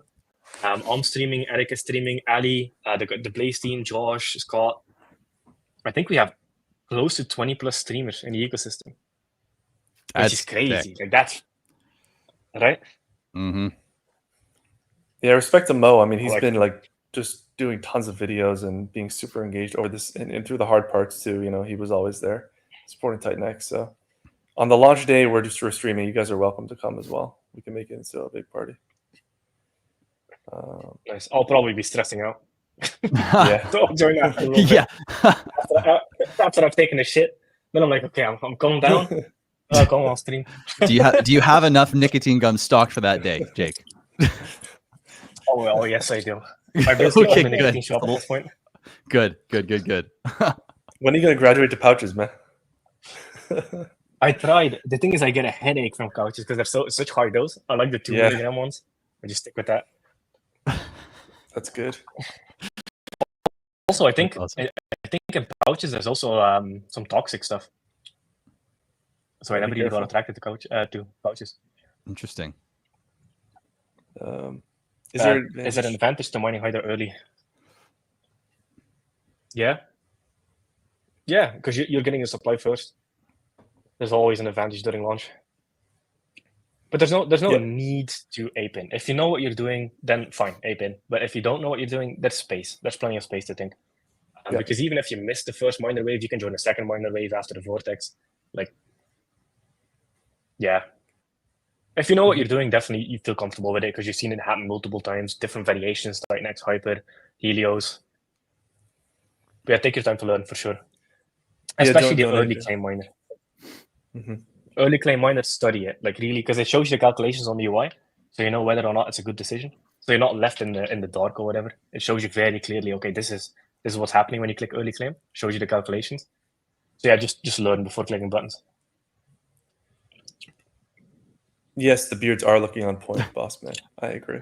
I gotta work on mine. Graphics. Yes, man. Yes. I'm working on it. It's catching up slowly. I love it, dude. Yeah, new rule on my YouTube channel is only bearded streamers allowed. Love it. Poor Ali. Ali always gets laughed at for not having a beard. He's a good Come on, Ali. Trust the beards. That's right.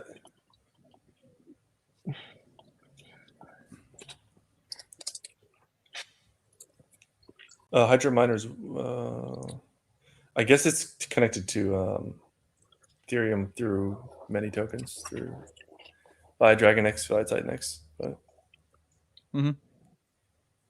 yeah, it will be more expensive when Ethereum goes up. Yeah, because you kind of get a double lever effect. Well, no, single lever effect because Ethereum price goes up, TitanX price goes up with it because it's priced in it. Yeah, Hydra has this very interesting game theory where the cost basis is way less predictable because TitanX price is massively volatile. If you want volatility to the upside, you also have to accept it to the downside. So at some point, if you start a TitanX miner before TitanX price does hypothetically a 3x, you have a 3x lower cost basis than Hydra because it's priced in TitanX. So the Hydra miners there's way more game theory attached to having a good cost basis when it comes to TitanX, which is interesting. That is actually super interesting from a supply dynamics kind of point of view because, typically from Hyper or TitanX, for example, the only thing controlling the supply in terms of a control mechanism, a buffer, is the buy and burns, really, right? Versus this now, you're going to have a buy and burn and you're going to have a lever that's making things extra volatile. So you're going to have moments where the buy and burn doesn't even necessarily need to kick in to dampen supply and control the supply. So you should get a much more compressed supply outcome this time around, theoretically, you know, which is totally different, which I think that's a really cool thing this time around.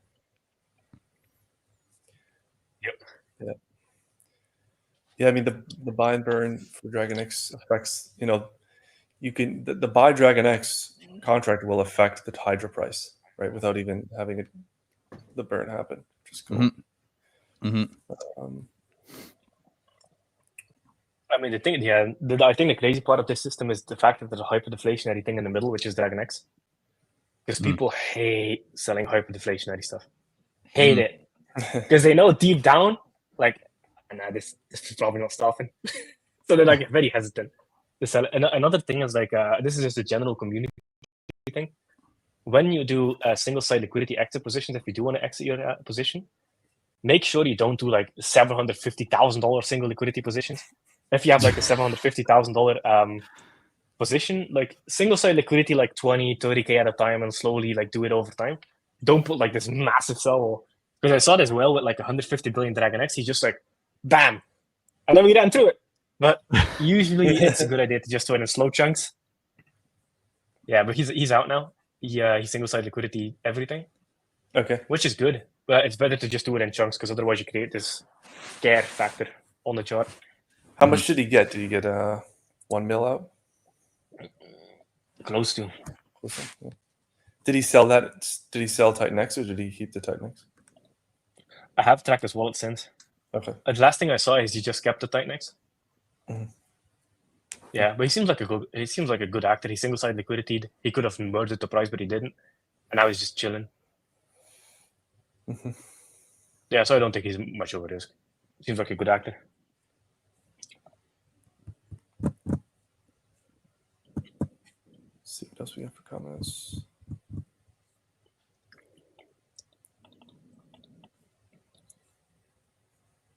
If you guys have any questions, post them in the stream comments. Run bull tart.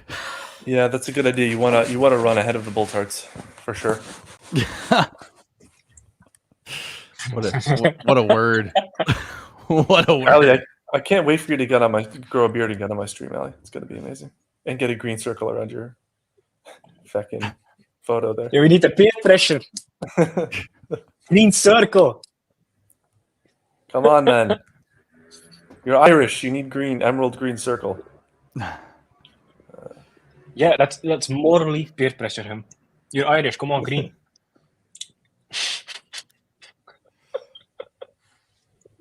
Hydra is a leverage on Dragon X. Yeah, in a way, it is a leverage on Dragon X. I mean, the buy and burn is going in and buying Hydra off the market, pushing it up. So that's going to be so interesting to see. Oh, hey, Verse. Hey, man, we got a stream. Yeah, when Hydra's out, we'll definitely do a stream.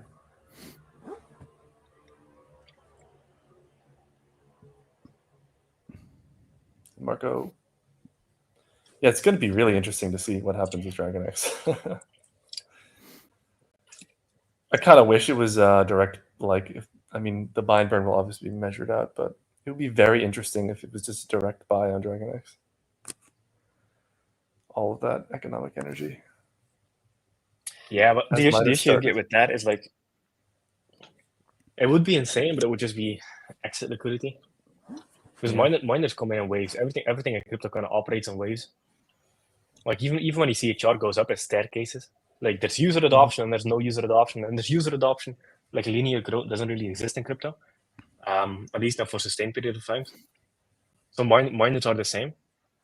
Like usually the reason the buy and burns on Titan X and stuff are so far apart, like 3 hours, 4 hours, and 40 minutes, is because you want to make dumpers feel impatient, because otherwise they constantly use the buy and burn as exit liquidity. So you want them to dump before the buy and burn, so the buy and burn can buy more supply. So having more time in between gives them time to get impatient.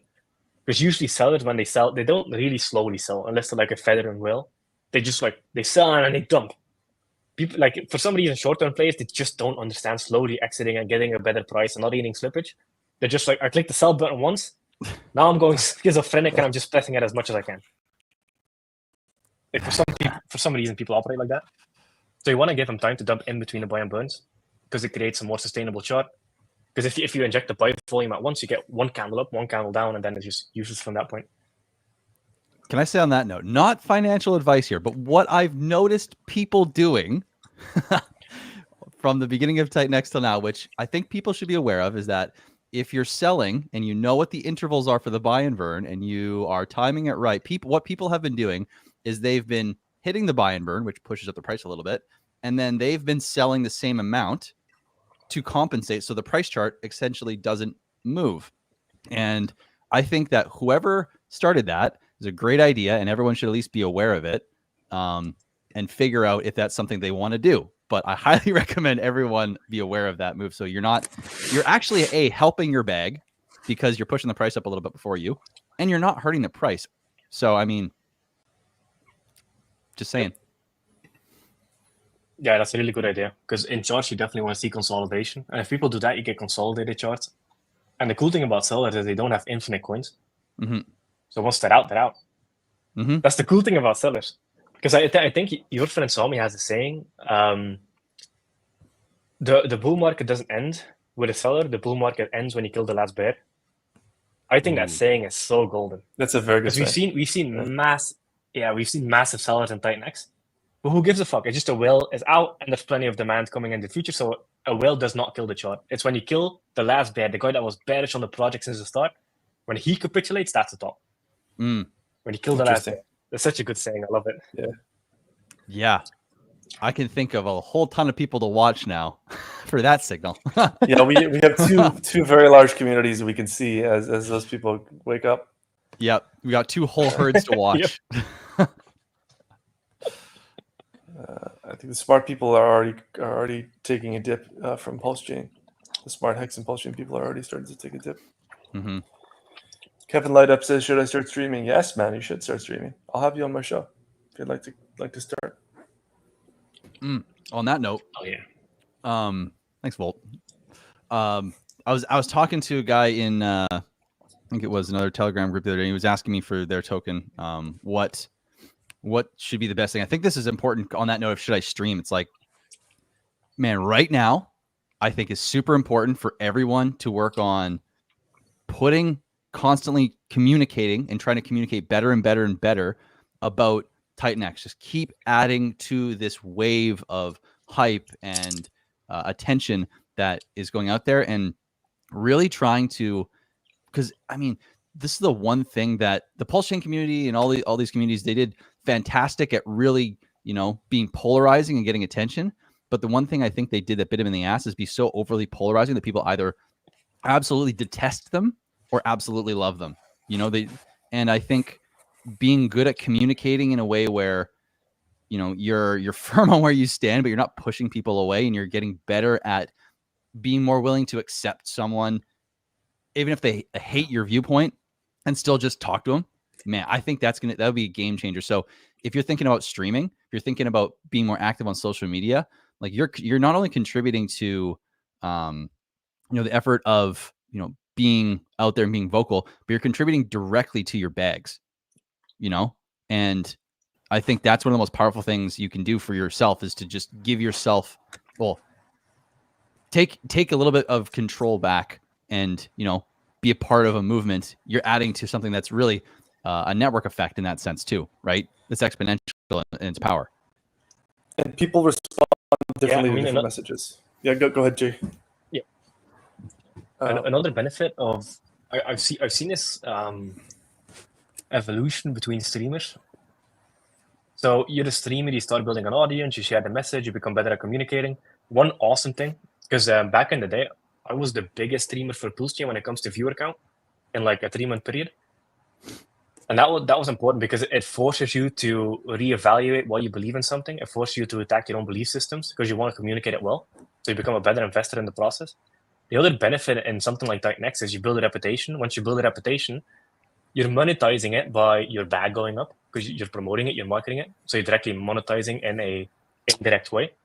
The other thing is you can start offering products and services or coaching because there's a lot of people on YouTube that are just new to crypto and would love for somebody to just help them even if it's just hop on a call. That's amazing. Especially, I think more people should do that because different people resonate with different people. And then if they can have somebody for coaching, they make more educated decisions. Otherwise, it just become part of the meat grind wheel of crypto. They don't know how to identify scams because they're new. And if they don't have anybody teaching them, then they get wrecked. And then they never come back to crypto. So I'm a massive proponent of educational kind of services. And the other part is once you become big enough or you build a reputation, you can build on Titanx. And then you get rewarded by performance-based dev like all the other devs. And that's like the perfect staircase. As you get better, you get more educated, you communicate better, which allows you to launch your own protocol. And then you're one of us, you know? So there's this perfect staircase. Yeah. Mm-hmm. Mm-hmm. Yeah, well, but I mean, guys, as you're reaching out, like one thing I think that the Hex community did was great was everyone was focused on one coin, all pushing it in one direction. That was fantastic. But there were times when they just pissed people off to the point where they actually burned bridges. So I would say leave the big influencer connections to the people who have faces in the community to make individual connections. Don't kind of do DMs to big guys. Don't clog their DMs. And when you are replying is great, but just make sure you're being respectful. Don't get into any spats. If someone tries to shut you down when you're in their community, let them do it. Be respectful. If you're raiding other communities, that's all. Mm-hmm. Yeah, I agree. You know who's great at this? Marco. Because he's like in the middle of a bunch of communities, and he's very respectful when he communicates. I like that style of communication. Yeah, I feel that we're on the cusp of really getting a lot of Hex and Pulse Chain people in. From what I've heard through back channels, so let's keep it positive. I even saw on Twitter yesterday. I've been noticing like in the last week or so, there's been a handful of random names from the Pulse Chain community, even talking about Titanx for the first time again. And even yesterday, I saw the first time someone openly changed their profile pic and everything to both the Pulse Chain and a Titanx, and they're like, "Guys, I can't believe it's taking me this long." You know, it's cool. You know, it's cool to see people come around. Yeah. And by the way, I'm actually streaming with Randy Hilarski and Vets in Crypto, two Pulse Chain veterans, on tomorrow. Actually, tomorrow. Jeez, time flies. Nice. So yeah, should be good. That'll be good one. They've got good audiences as well.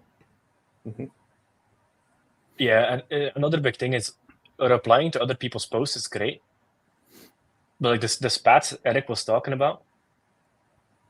So in debating, there's this idea called ad hominem attack, is where you start arguing about an idea, and instead of arguing about the idea or debating about the idea, you start attacking the person. Like, you're stupid, you're dumb, you're wrecked. Avoid that at all costs. Like, ad hominem attacks is just one of the biggest indicators of somebody being dumb and not having any arguments, so they just start attacking the person. So whenever you do get into debates, just argue tokenomics, talk about numbers, and you just ignore that there's a person there. Just talk about ideas. Like, great men argue and debate about ideas, not about people. That's a good point. And anybody with a brain that respects that, yeah. Because everybody loves debating about ideas. They don't just... Whenever somebody attacks you personally, that's when you just block that. Yeah. Mm-hmm. I know. I did notice a lot of people actually follow kind of haters. Like a couple of people were hating on me hard, like personal attacks. And I went to their profile, and there was a bunch of Titanx people following them. So clean up who you follow. You know, if someone is just negative and really toxic all the time, you just don't hesitate to block them. Mm-hmm. Bro, you got so much hate. Oh my god! Yeah. Even I was like, damn, he's getting heat. Because I had epic heat when Titanx started, but it very quickly died down. But you had heat for like extended period of time. You became the villain. I know, man. No, I legitimately had people investigating me. Private investigator messaged me with my address at the time. Oh my god. Yeah, they knew where I was living. That's alarming. So when did that start? Right around the launch of DragonX. Man, people are crazy, dude. That's crazy. I mean, people have said things like I was saying. I know, but they didn't realize it. I mean, if you go to mining ROI right now, like I'm staking ROI right now, it's still really good. Like you can still make like a lot of money by staking. I mean, making ETH. It's so funny. But yeah, I mean, people were saying things back then that were not great, but it's okay. It's over now. Mm-hmm. Yeah. Beyond that. Hey, Utah. Yes, the gang is here. Oh yeah, how are we gonna denominate the mining ROI? It would be in USD, right? Like, so you have the USD value of Titanex, Yep. and then what you would make on that in USD value of Hydra at the end of the miner, right? Correct. Yep. Yeah. Yeah, you'll just see it like on all UIs.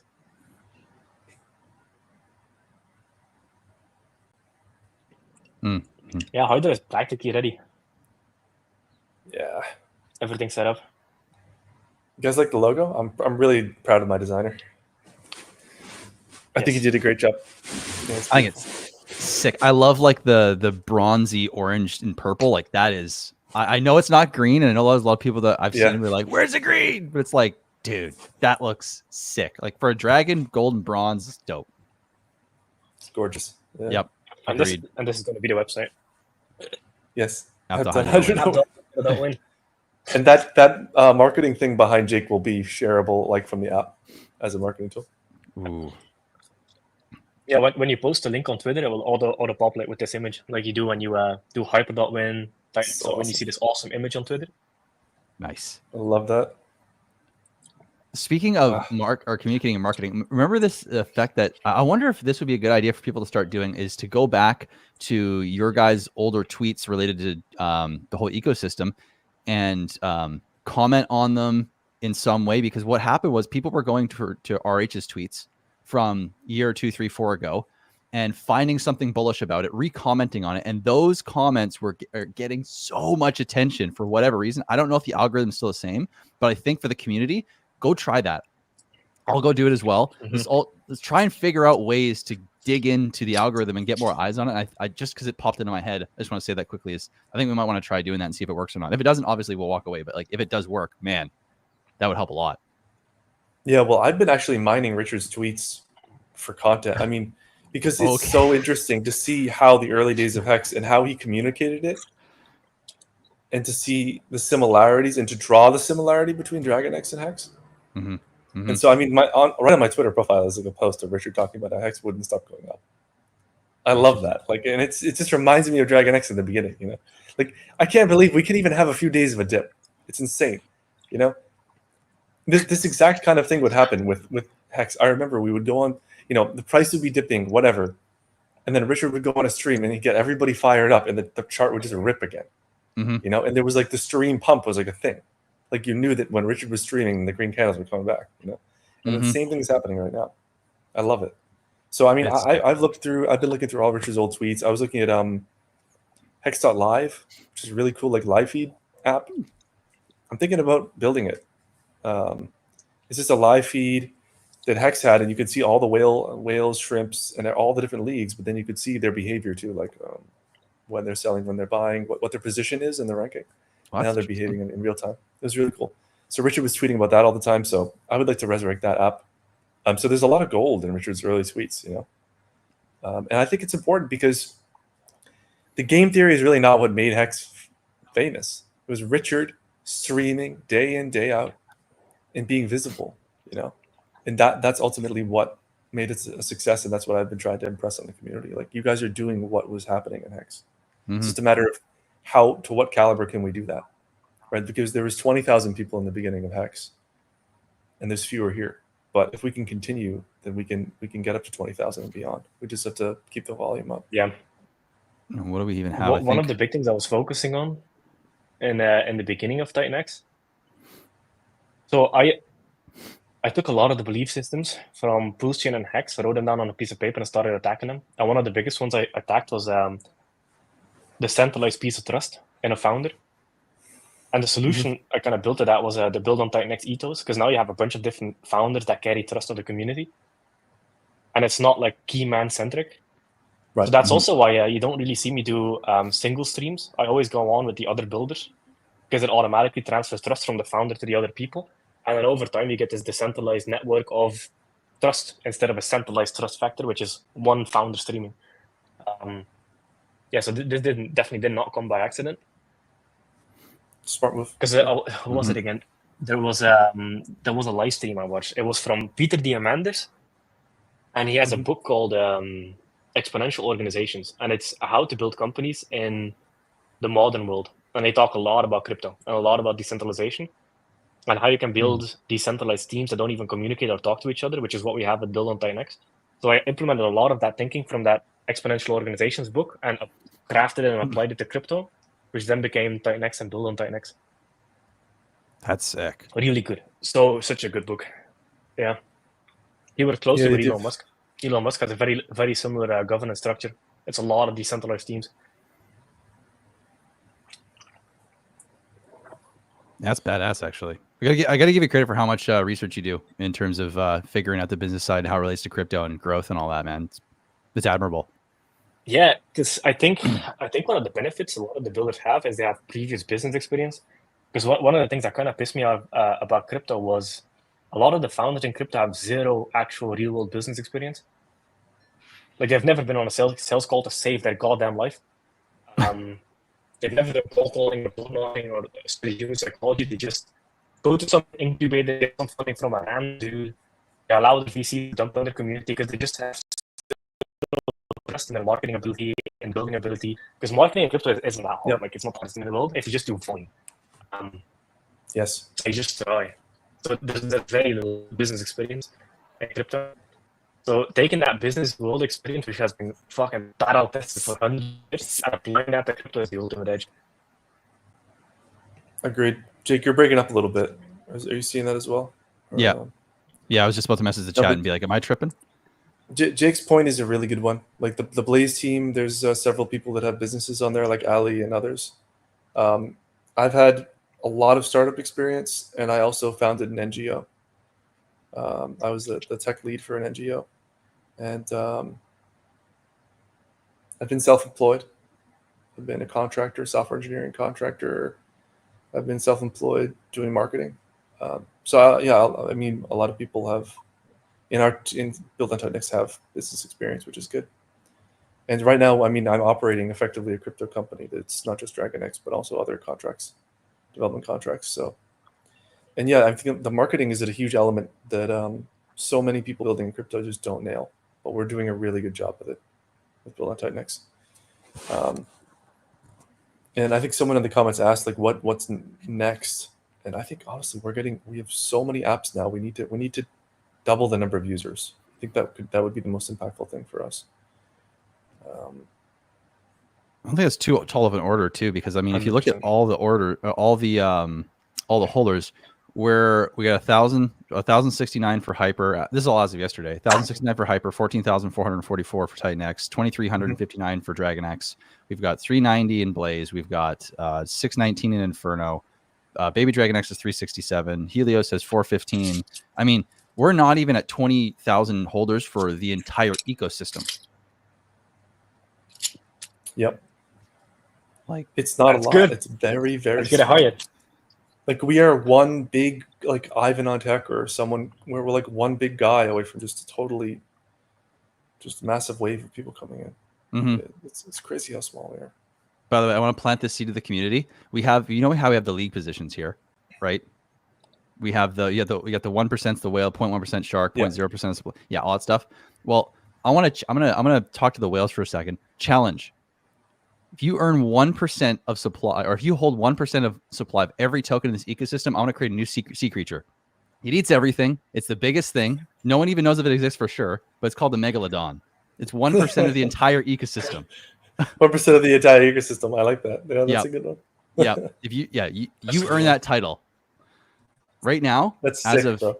As of yesterday, to be a Megalodon, it takes $1 million, $1,021,247, or $1,021,247.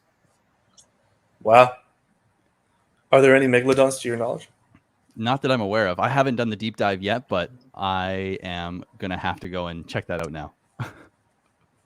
Oh no, my camera just died. Okay. You have a nice picture. You're smiling. At least it's not one of those ones where I'm like full derp mode. Exactly. Yeah, someone's asking about Jack 11. Yeah, no. Jack entered into the DragonX chat. I don't know if he was in TitanX too, but Jack is most welcome. You know, I've definitely tried to punch up and pull people out of Zen using my bad experience of losing 100K as NFTs. But ultimately, Jack is a brilliant guy who is doing some really hardcore technical stuff, and he does have a massive community. So if we can get some of Jack's 300,000 people into our tiny little Dragon X puddle, then it's absolutely worth it. He's most welcome in our chat. I also got on a call with him. He was like on a beach on Oahu, chilling. And we're going to meet in Singapore. We'll probably be running some X1 validators as well. So yeah, we'll see what opportunities there are in X1. You still there? I'm still here. Yeah. I don't know if crypto. No, graphics. Yeah, I'm still here. I've just got my arm across the screen trying to get my camera battery out.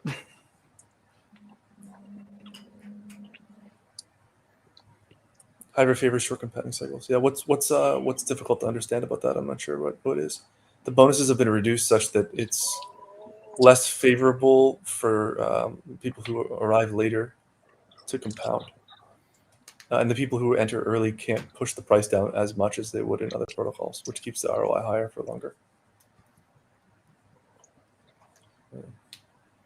That's an important statement. Dragon X is up 21%. 21% in the last 6 hours. This is exactly what happened with X. Like, Richard would come on a stream and the candles would just ride, man. It's so funny. I love this. I love how we're like, we really are we're a branch off the same tree, you know, and a lot of the people are the same, and the vibe is the same. I love it. Let's see what else we got for comments here.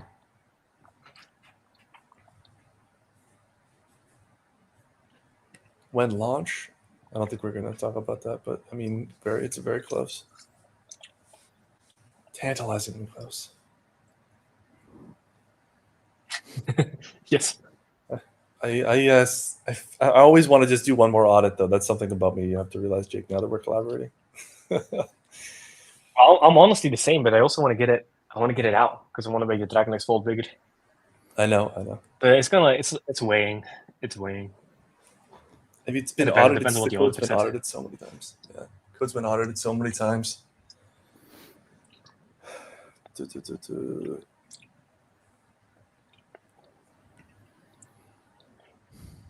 Thoughts on the performance in the bear? Jake, do you want to go first? Everything goes to shit in the bear. Yeah, everything goes to shit in the bear market. It's extremely hard to go up in the bear market. Good projects drop 60, 70, 80%, but they still go down. And then you have absolute kills. That's like 99% down. And that's very hard to recover unless you have like some 100 golden bullets of ammo behind you. Yeah, but good ecosystems, they go down a bit. But that's everything in a bear market. In a bear market, that's where you make all the money in crypto, is in a bear market. You make the money in the buy. Mm-hmm. Who said that? Whose quote was that? Was that Robert Kiyosaki that talked about you don't make money when you sell, you make money when you buy? That's a good one. It comes from the real estate industry, yeah. I don't remember who mentioned it. I heard it from Ben Mala. I love that guy. Do you know who Ben Mala is? Wait. Oh, it's like this fat mafia-looking American. Oh yes, mogul. Yes, I know this guy. Yes. He's hilarious and so just straight to the fucking point. I love it. Straight shooter. I love that guy. Wait, is he an older dude? Yeah. Yeah, fat as fuck. But he laughs about it, so he doesn't mind anybody saying it. Yeah, he's like this huge fat Italian guy hilarious. From Brooklyn or whatever, and he's like he had like the worst. Wasn't he going into like tenements and stuff and like buying really, really bad places, evicting people and stuff? Jeez. Yeah, exactly. He had to collect rent with like guns and stuff. Like, I was bad. Like, he's hardcore. Like, I love that dude. That's awesome. He's got that Miami mansion. It's like Grand Theft Auto maxed out mansion look. Love it. Sick. It's like right on the beach. Yeah, like whenever I'm like really bored and I need some entertainment, I watch a Ben Mala vlog. It just fires you up. It's nice. Just straight shooter, no bullshit, fat mafia dude walking around. He looks like mafia. He is not mafia. He made his money very legitimately with real estate. He's massively entertaining. That's sick. Yeah, Marco's got to send out the Hydra hats. Oh, sorry. Yeah. How's the Hydra dab looking, Jake? You like the color Good. scheme? It looks sick. It looks better than the Hyper. Yeah. It looks better than the Hyper app because now we have a background pattern. There's some. I like it. It looks good. It feels good. There's everything you need. Yeah. And a stats page. Sweet. Sick. We need more stats pages. Mm-hmm. Yeah, Dragon X needs a stats page, I know. We have a redesign coming, like in a few days. I think we're going to get it up. We have a pie chart. I don't think so, sorry. Come on, we need the pie chart. The pie charts are so awesome to share on socials. That's some pretty advanced coding, Jake. I'm not sure if we can handle that. I'll send you the model I use. It's literally 30 lines of code and just a module import. It's not that hard. We just have to translate because it's like Chinese. Sounds good. Yeah, Dragon X is looking so good. Mm-hmm. Jake, I'm telling you, 1 billion's right around the corner, my friend. Billion market cap. Just take Titanx up with it, and I won't be complaining. Dude, it's not even. It's 20x away. Like, Yeah, we can do it. look, dude, of course you could do it. Like, dude, We need to get on CoinMarketCap before it happens. Like, no one's going to believe it if we apply for CoinMarketCap listing with 1 billion market cap. Oh yeah, that's true. The Titanx market cap also needs to get updated because it has like the low supply because it's dynamic supply. It's hard to track on there. Mhm. Yeah, but I think Titanx is in the top 500 of crypto at this point.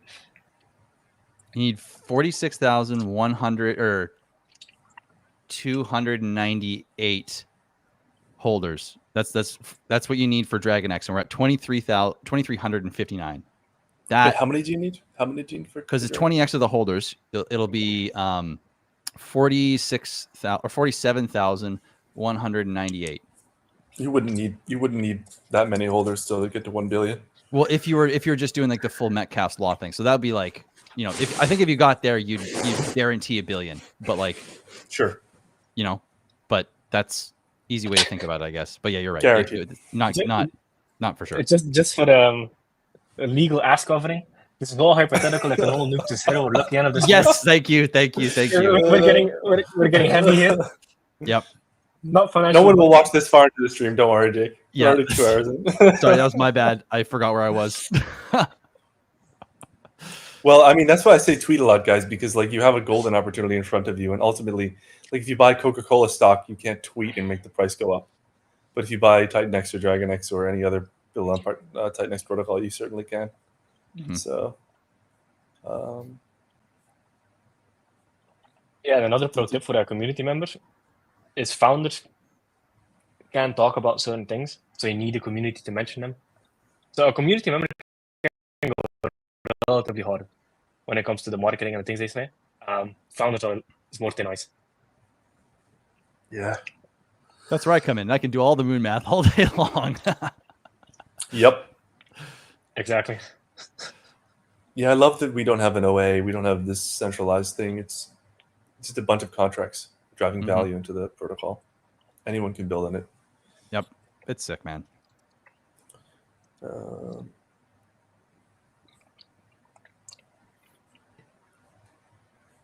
One of the things I love looking at is in the Titanx holders, what percentage of the top holders are smart contracts. So right now,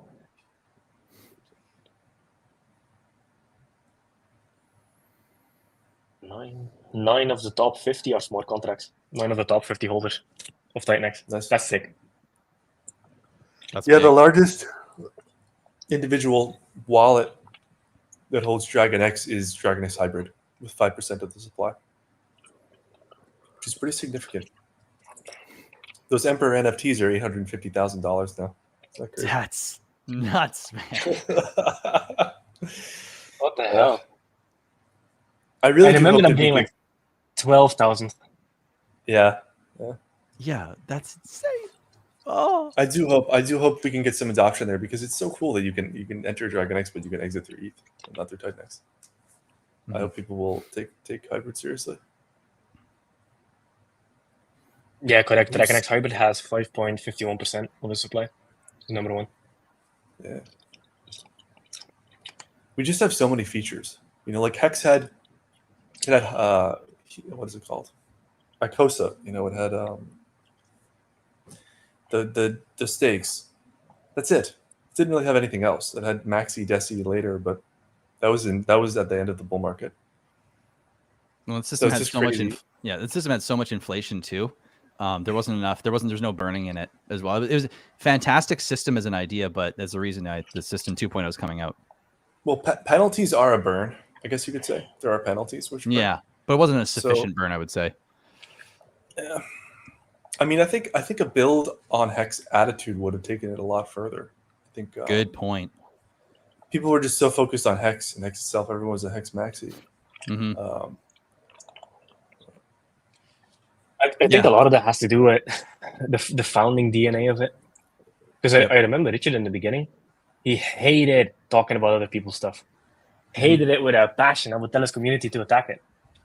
So it's how you start everything, it's how it ends up going. So I think the philosophy that we have with the build on Titan X and the community builders coming together and streaming together, etc., that will take us far for years. Because that's how we started. Mm-hmm. Yeah, and another thing that I've noticed in Hex was there was a lot of vitriol against people who sold because of the stakers that were stuck in watching these people sell. So that's something that I tell the Dragon X community is like we celebrate sellers. Like they're out, they're taking their profits, they're leaving. Maybe they'll buy back higher, but it shouldn't be this kind of negative thing where you're bashing people. I mean, because ultimately those people did contribute their economic energy at one point or another. You know, and it's at some point you will want to sell, right? Like no one holds an asset forever, so you have to. You don't want to feel guilty or have this rubbing between people for doing what's theirs. It's your keys and your coins, right? So it's such a ridiculous notion to get to call out somebody for selling when everyone's here to make a profit. Exactly. You know, it's hilarious to me. And that is what's cool about Dragon X 2, because with Hex, you know, all of the value came from selling Hex.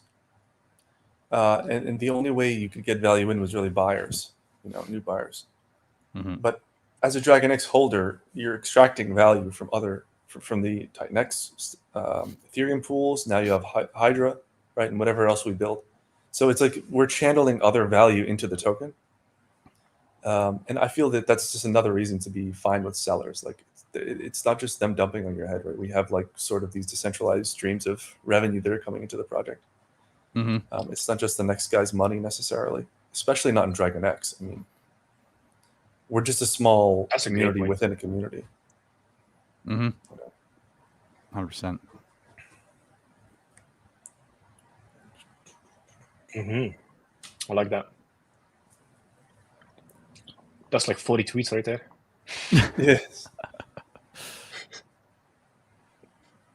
Let's see what we got here. Is Hyper an accelerated version of Titan X, Jake? Do you believe Hyper will have the most ratio swaps to Titan X? It sort of kind of is. So Hyper is designed to be compounded. It doesn't deflate. It doesn't become more expensive to mine at the same level as Titan X does. Like Titan X gets very expensive to mine. Like if you just close your eyes and go a year into the future, extremely expensive to mine. Hyper doesn't have that. You get less every day, but the Ethereum price doesn't go up, and it's designed to be compounded and feed the center, which is Titan X, because all the Ethereum buys Titan X burns 20%. So because I saw somebody posted on Twitter, another reason I came up with the Hyper design was to offload Titan X inflation onto Hyper. So instead of people starting Titan X miners, they would start Hyper miners, which would keep the Titan X supply low. That was another reason Hyper was designed the way it was. It's kind of like load balancing. So instead of putting all the pressure on Titan X, you have a separate system, which is Hyper, which is basically buying Titan X anyway. So it's the same as user buying. It's actually better than a user buying because it burns 20%. And it was also a way, because when Titan X came out, before Hyper launched, there was like $20 million of Ethereum that exited the ecosystem. And I wanted to have a way to get them back in as new money into the ecosystem. And that was also Hyper. So Hyper has attracted a lot of Ethereum that was not in Titan X, or at least left Titan X. Yeah, that's a good point. Very good point. It's nice to have a standalone app that uses ETH that has slightly like different parameters than Titan X. It's more Titan X. appeals to a different person too, you know? Yeah, 100%. Let's see what else we got here.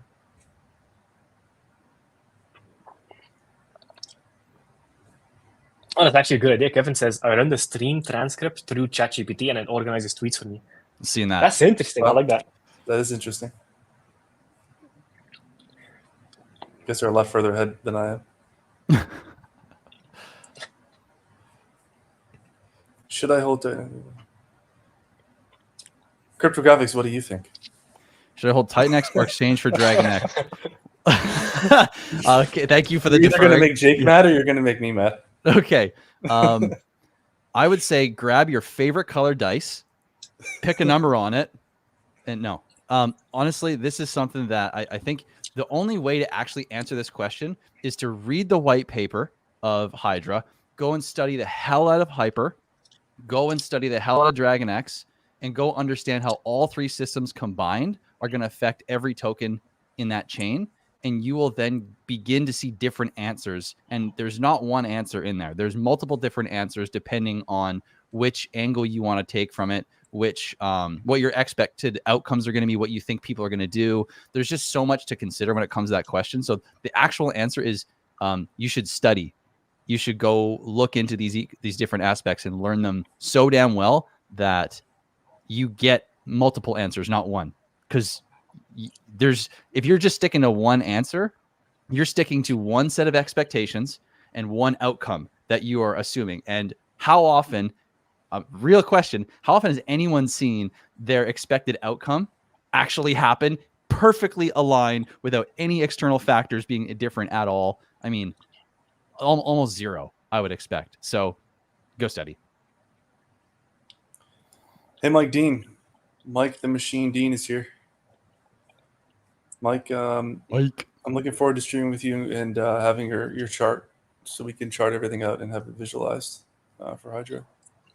For some reason, that profile picture doesn't do him justice. Because I always see these gym pictures, so he's probably some shredded-ass developer. Yeah. And he looks like this little dude on his profile picture. You know what's actually funny about that? The only If anybody has seen... Go ahead. So if anybody has seen Mike Dean in real life, let me know. I'm curious. Because I have no picture of him at all. I think she showed his shoes once in the gym. Oh, That's he's all in I the got gym. was like the tip of his shoes. Yeah. He definitely has shoes. So we're on to something He here. definitely has, he has feet and shoes.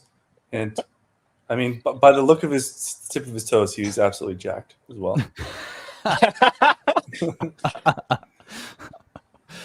Oh man, I think it's a thing though. I think there's a majority of developers I've met or like coders I've met in real life are like pretty jacked dudes. I don't know what's the trend there, but like seriously, I don't know what population you're sampling from. It's a pretty small percentage. It is very I've probably ran into the 2 or 3 unicorns out there.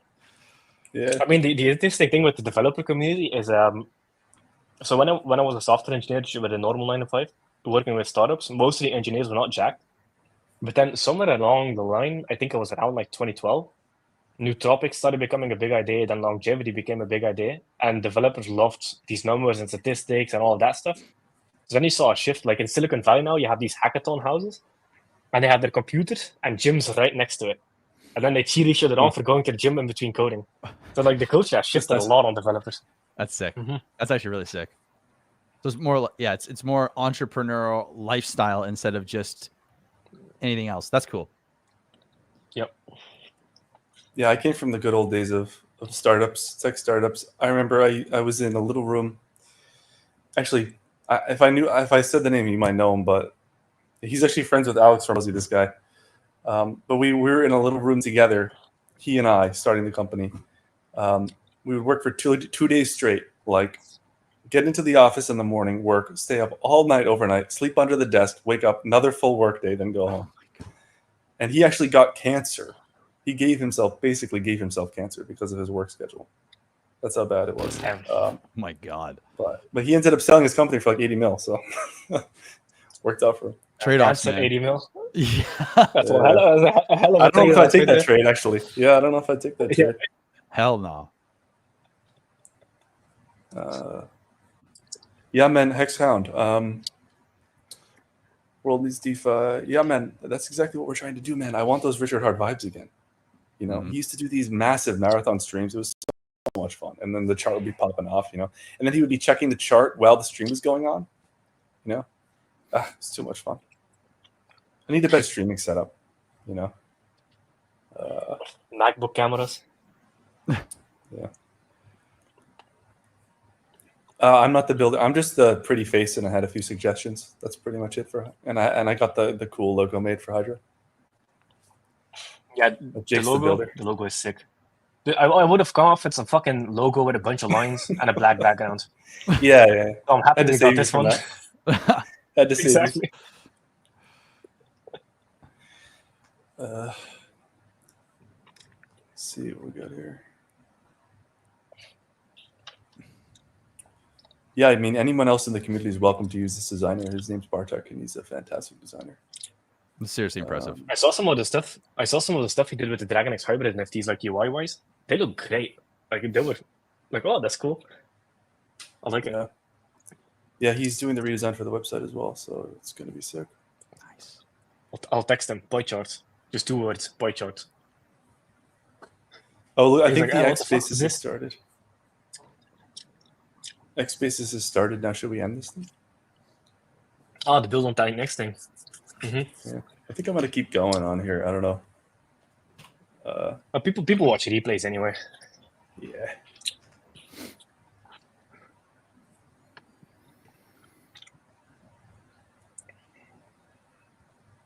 Yeah, I mean, the sentiment's totally shifted now. Jake, how do you feel about the current growth rate in the users? Do you have Titanx Premium, by the way? Titanx Sub Premium? Yes, I don't do? Okay. check it all the time. I need to, because they're great tweets. Yeah, I'm on there every day. Like, it's so interesting to see the adoption. But how are you feeling about adoption of new users right now, Titanx? Good. Yeah, it feels like we're back to growth. I don't see an issue at all. Yeah. I mean, there's two. So Alex Hermosi has this the marketing playbook, and he divides marketing into 2 pieces. One, you have external marketing, and then you have internal marketing.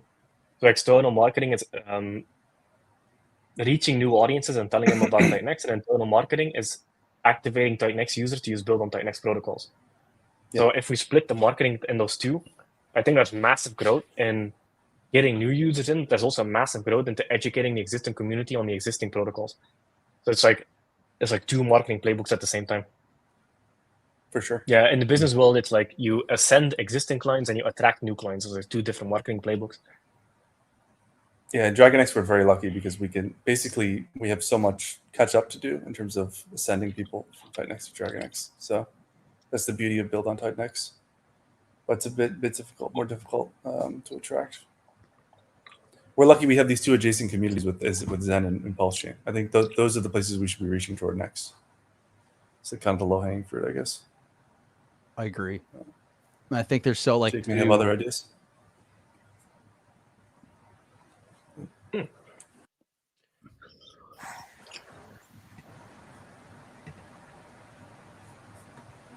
Sorry, guys, I lost my headphones there for a second. Can you hear me? Oh, yeah. Okay. Yeah, I can hear the echo. It's a good echo right there. Oh, that's not good. Sorry, did you want to talk about marketing, Jake? Yeah, I was thinking about what the best way would be to reach new users. You have ideas? Graphics? To reach new users? I mean, this conversation is kind of making me think that, you guys have compared, especially you, Eric, and Jake, were you around in the beginning of Hex as well? Not beginning, but close to. Right. So what I'm hearing from you, Eric, and like Marco and other guys that are in the community since day 1 of Hex or since the early days of Hex is this notion of like how similar the vibes are to early days in Hex within this ecosystem. And I think communicating that is an interesting correlation because now you're not saying Hex is better than Titan X or Titan X is better than Hex. You're not having this stupid ass argument of like better than the other. What you're doing is you're saying, hey guys, you remember how good that was? There's some vibes over here that are given the same thing. And if you're here to make some money, you might want to pay attention to this. It's not saying better. It's not a better than equation. You know, you're kind of bridging the gap between the two and associating something they've already experienced and bringing them in from that angle. I think might be a nice way to bridge that gap. And then, I think that's what I might do on my channel once, in a video or two, is talk about, maybe I'll bring, it'd be cool to maybe do a stream with you, Eric, and maybe Marco, and maybe any other of the guys from the OG Hex days that want to come on and talk about that. And kind of have a bridge building stream, so to speak, where, you know, Hexicans or Pulsicans that were there in the early days could come and, you know, find the similarities in what made performance happen with Hex and how that's happening in Titan X, and maybe make them realize what's happening there instead. And I think for the community to, when someone like Eric speaks, when someone like Marco speaks, really, like, those tweets I think are really important in terms of comparing the two. And those, and you guys, especially to the OG Hexicans, I think will have the most value to them specifically, because you were there with them, you experienced, you can relate the closest to them. So I think piggybacking off of those kinds of statements would be possibly pretty important. Now I think it's experimental, and playing with that. Maybe it doesn't work, maybe it does, but I think that might be a place to start. It's a good idea. That's what I'm doing for like that's a lot of the focus of my marketing, is trying to help people relive those times, because that was some of the best times in crypto, in my opinion, were those early days of DeFi summer and stuff. And I want to give those vibes to people and help communicate that. And I think a great way you could do that also is to do some clips from some of Richard's early streams. Try to make parallels. So you could have a video where you just go through some of Richard's old wisdom that he was laying down. And you could show, like, look, you know, a lot of what he said was actually pretty basic stuff. It was new at the time, but for us, it's basic. But what distinguished him was how well he was at communicating it, and his ability to just do it for 2 years straight to a big enough audience, right? So, like, we're not that different. You know, Dragon X is not that different from Hex. Like, we have many of the same features. And then I also like to draw parallels in terms of, like, the operation of Dragon X and comparing it to Hex. Like, for example, you know, people in Hex already understand deflationary T-shares, right? They already understand this idea of there's this deflationary thing backed by this inflationary thing, and they play off of each other, right? And this is something that I've tried to communicate when I'm streaming with Hexicans or talking to Hexicans. Is like, Dragon X is like the T-shares of Titan X. It's that deflationary store of value. It's a thing you want to get, right? That locks your value in the system. And the Hex is the reward for holding that thing. Just the way Dragon X can be swapped for more Titan X later if everything goes the way we want it to go, right? So using parallels like that. And then, yeah, bridge building to Zen, I think, is starting to happen as well. Like, I'm going to meet Jack in Token 2049. And conferences is a good way too. You guys should try to get to some conferences, some big conferences, like in Dubai and Singapore. That'd be really good. You need a few more green candles for that, man.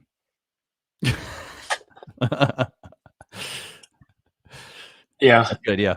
What I've tried to angle my marketing primarily towards new users, because I think the value proposition of hyperdeflationary is massive. I think the word hyperdeflationary is something a lot of people get, even if they haven't been in crypto before, because they understand the idea of inflation. So they're like, okay, inflation reduces the value of my money, deflation increases the value of my money. So I think for new users, talking about the hyperdeflationary stuff in this ecosystem is the perfect way in, because there's not much in crypto that's actually hyperdeflationary. Very, very little. Even the idea of buy and burn is not a crypto native thing at all. Like, if a project talks about buy and burn, everybody's like, oh, buy and burn, because nobody does it. And the idea of no VCs, everybody in the market is fucking tired of VCs. Everybody's tired of the cabal and getting dumped on by insiders. So I think the best marketing narratives for onboarding people that do not know about this side of DeFi, etc., is hyperdeflationary, fair launch, no VCs, no insiders, smart contract owned, liquidity locked, awesome community, a bunch of streams, stuff they can't experience anywhere else. Did you know XRP, for example, XRP still has half of their supply to be unlocked and dumped after this long? Wow, really? That's insane. Yeah. Holy. There's $21 billion that still needs to be unlocked as sell pressure, basically, after this long. Fantastic. That's fucking insane. Oh my god. Yeah. Solana inflates at $50 million a day. So I think hyperdeflationary is a massive, massive narrative. I love that parallel you drew to the T-share as well, Eric. That was a super easy to understand analogy. And I think from what both you guys are saying, that's the reasons why I think that conversation needs to happen. Bridge those gaps. In person is super powerful. I'm going to Token 2049. I'm going to meet Jack. I know some other KOLs and exchanges there. I don't know if I should say this. I'll say it. I mean, I have connections to some exchanges. I think I've talked to Jake about this. So what I want to do, and who knows what will happen, it's experimental, but a lot of these exchanges, they want yield-bearing products as an offering inside the exchange. So yeah, I'm talking to a few exchanges about maybe getting hyper integrated into an exchange. It's very, very experimental. So it may never happen, but it's possible. And so that's the kind of thing that you can do it, because it's very hard to meet people who own exchanges or have decision making outside of things like conferences. Another thing I was thinking about doing, I was talking to a guy who does this. He hires models to DM people on LinkedIn. Have you done this, Jake? As a marketing strategy? It's really smart. Like, hire models? Because it's professional dudes, and then like there's a blonde girl, some pretty blonde girl messaging her. Oh yeah, I've seen that hey, stuff. Yes. Your profile is so impressive. I would love, I'm so impressed by your career. Like, oh, by the way, I'm representing, this project. Might be interested in talking to us. And apparently it works really well. That's guerrilla marketing. That's crowd hacking. That's good. So like, I mean, if like now that we have a Hydra product, like if we can leverage this product as a white label for exchanges, then we have an in. So yeah, so I think trying to find those people at conferences and doing that kind of like LinkedIn marketing could be effective. Mm-hmm. So like, yeah, basically outbound campaigns. I did a fuck ton of outbound. Outbound, yeah. With the ADC and stuff, yeah. But the issue with outbound is like you have to target crypto natives. So you mean like reaching out to like professional crypto people, basically? Yeah, like exchanges and KOLs and stuff. I mean, the KOL relationships I've made from people in person have been so sticky. Like I was in the visa office in Dubai, like doing a visa thing, and I was sitting next to this guy, and he had all these coin things on his shirt. Turns out he's like one of the first guys in like ordinals or whatever, and he actually has a big following, a huge crypto university and stuff. And I'm going to talk to him once we're a little bit bigger. But it's just that in-person fact that we were sitting there and making the connection in the visa office in Dubai was like, I can message him at any time now. I'm not just another face on Telegram, right? That's a good point. That's sick. I've never gone to conferences. I mean, if you just go to Dubai for like a week and just try to meet as many people as you can, that can be super high value for crypto, because all those crypto guys are there. They're all hanging out in the address by Marina, at night, like in the same fucking bar. Excuse my language. Yeah. But yeah, it's a good way to meet those people. Yeah, interesting. Yeah, that's a good point. I should put my morals aside basically for this, because I've never associated with many crypto people because I all think they're fucking scammers. Because like once you see the inner working of these KOLs, like you're like, I can't even look at you as a human being at this point. Like, yeah, maybe put the morals aside and just like do whatever it takes. Maybe, yeah. That's a funny sentence. No, I mean, some of them really don't have a lot of scruples. Like many of them have bought followers, and most of the accounts are padded, and the projects are desperate. They don't even realize how padded these accounts really are. But there are a few bright spots. If you can reach the people who have been in the industry for a long time, like Da Vinci Jeremy or this guy Gray or Joe Paris. Like they're more open to real stuff because a lot of them have made a lot of money, and now it's a reputational thing as well. You know. Mm-hmm. That's a good point. Yeah.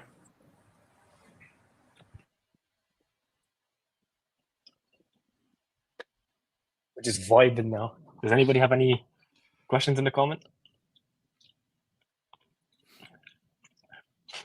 Let's just throw up Mike Dean 0 for a little bit.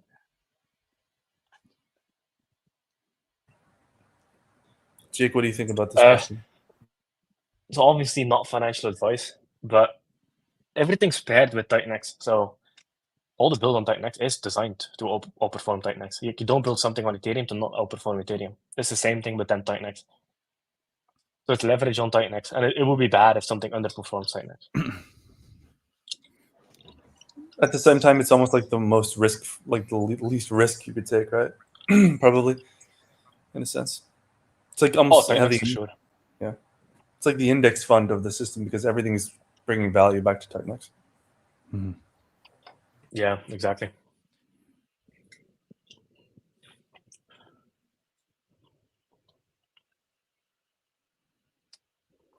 True. Yeah, you don't get beards like this without high tea.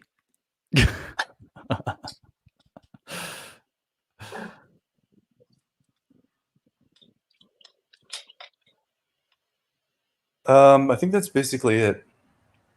Do I think the ratio to TitanX will ever be 1-to-1 again? Keep waiting, my friend. Oh, I'm loading the hell up if that happens. Oh my god! Maybe in the next bear market. I'll sell my beard if that happens to go in.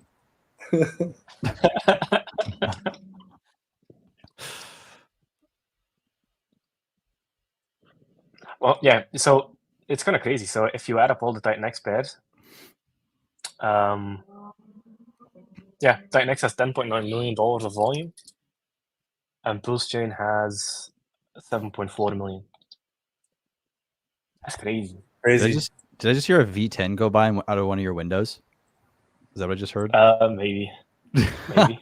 It's like, wait. I heard a sound there. Sorry to sidetrack, but I fucking love V10s. They sound so good. Every time I hear one, I'm like, oh yeah, sing for me, baby. Oh my god. V10 is only second to the Gintani F1 exhaust on a V12. It's funny that you mentioned that because I was watching a YouTube video yesterday. I've never heard of Gintani, and now you mentioned him. Reality transfer. That's sick. Oh my god. Best. I think. Yeah. Anyway, sorry. Not going to go down there. But yes, I agree. Oh my god. Yeah, casual 34% Dragon Axe. I love that effect. It used to happen with Richard too. Like as soon as Richard was like, "Hey, I'm streaming," the chart would just start to pump.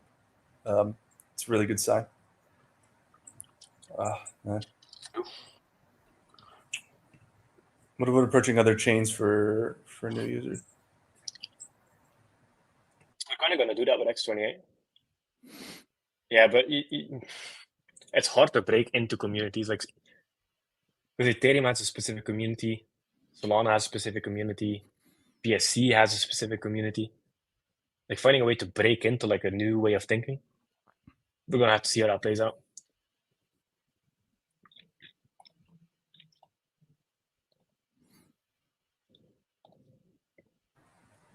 Yeah, for sure, man. I think that it's about DeFi. It's about carrying on that good old-fashioned DeFi, like in the core principles of DeFi. I mean, DeFi is not dead, man. It was just a bear market, you know. Yeah. I mean, every time you're like, oh, I don't know if crypto is a thing, just try doing anything with your bank. Brutal. Banks, Absolutely oh my brutal. god. Infuriating. Infuriating. I fucking hate banks. Like, oh, I'm gonna pay you some money. Oh shit, it's Saturday. Wait 3 years before you get it. It's like, what the fuck? It's numbers on the screen. Send it. What's with all this? Like, do you need like a person in the bank to carry it from one bank to another? Why the fuck is there a delay? That's so wild. No, I mean, it always happens at the worst times. You know, like the number of times I've like touched down in a country. Well, where was I? I flew into some country, put my card, got off the plane. I wanted cash. I put my card into the ATM. immediately the ATM took it from me and froze my account, and I was out of money in the airport. No way of getting money. Like that kind of thing happens to me all the time, and it's brutal. I mean, I don't know. You know, so many Americans. I bet most Americans just travel to Mexico and Canada. You know, and a large portion of the population doesn't even have a passport, so they don't really recognize. But like, I lived in a small Caribbean island before. And it's like, you know, there's a different currency like 20 minutes away in every direction. You know, and there's really a big use case for crypto, and I really, really hope that we can succeed in breaking down the banking system at some point. 100%. Yeah, it's crazy. Like Alt.next said, banks are insane right now. You beg for your own money. That's really how it is. And there are countries where there are literally money changing shops on every single corner because the inflation is so high. People need to like balance their savings every day. That's the world we live in. It's not the reality in the United States, but it's the reality in a lot of countries. Yeah, it's crazy. I mean, I think the way banks are going is you're just going to have a crypto wallet in your bank, and then when you spend on your card, it just takes from your crypto. Like Binance card had one. There's a bunch of like these Visa cards that are basically paying with crypto. It's definitely better. Definitely better. Because I've never had issues. Like I had a Binance card, it was fine. Never got declined. Everything was fine. It was exactly like a Visa card, and it was fast. I wanted to send somebody money. Boom, done. Easy. Crypto rails. Yeah. So much better.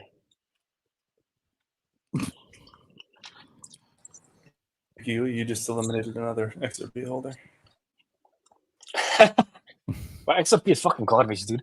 Have you seen? Okay, no. I'm gonna get into legal shit if I start. XRP very good.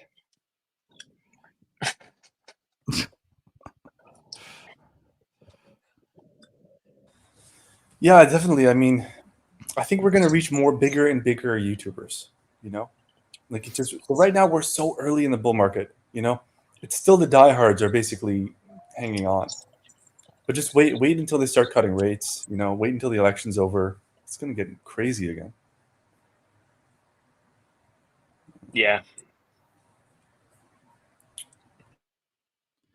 Here's a random, probably terrible thought, but Dazelle has an interesting statement. The only thing in crypto, I mean, I don't necessarily fully agree with everything going on in the comment, but why not build something that's backed by Bitcoin?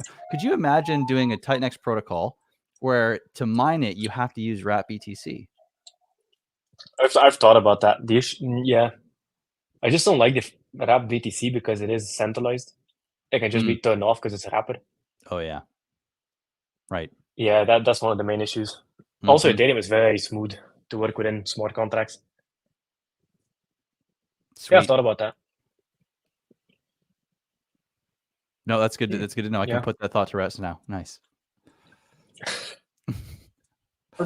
How hard is it to get like a bank card for service? Like, don't they have white label solutions where you can get like a bank card for your company or? Yeah. Not sure. I think I've seen that. That'd be super cool to have a Titanx branded card. Yeah, another interesting thing is if you're in crypto and you're a builder, never ever use the word cash or US dollar because those are protected words. So just use something else. Yeah, exactly. Yeah, for sure. Call it what was it called? Faye. That's what they called that token. That's when they crashed. Didn't Faye collapse? But they were smart. They didn't call it like a USD whatever. You know, they called it something else. Or die. Yeah, die. Man, there's so much stuff to talk about in crypto. Have you seen DAI changing to Sky and adding a freeze function to their stablecoin? Oh yeah. I'm like, no, thank you. Predictable, I guess. Yeah, exactly. DAI is still gonna exist though, so I don't think they have the ability to add a freeze function to DAI, and DAI should still work just fine.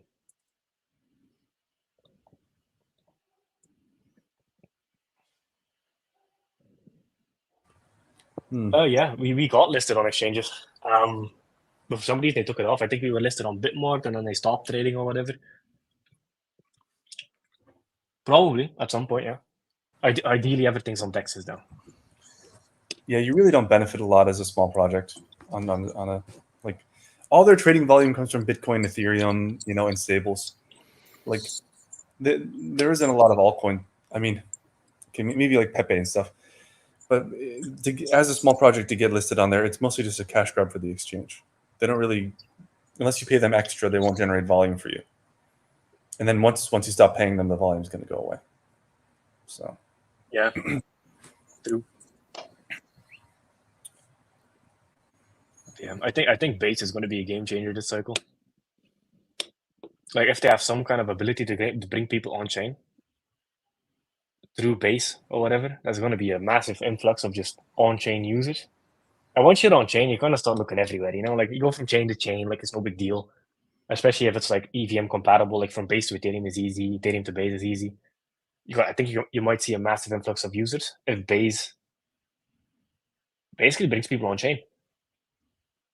They probably have the biggest user base in all of crypto.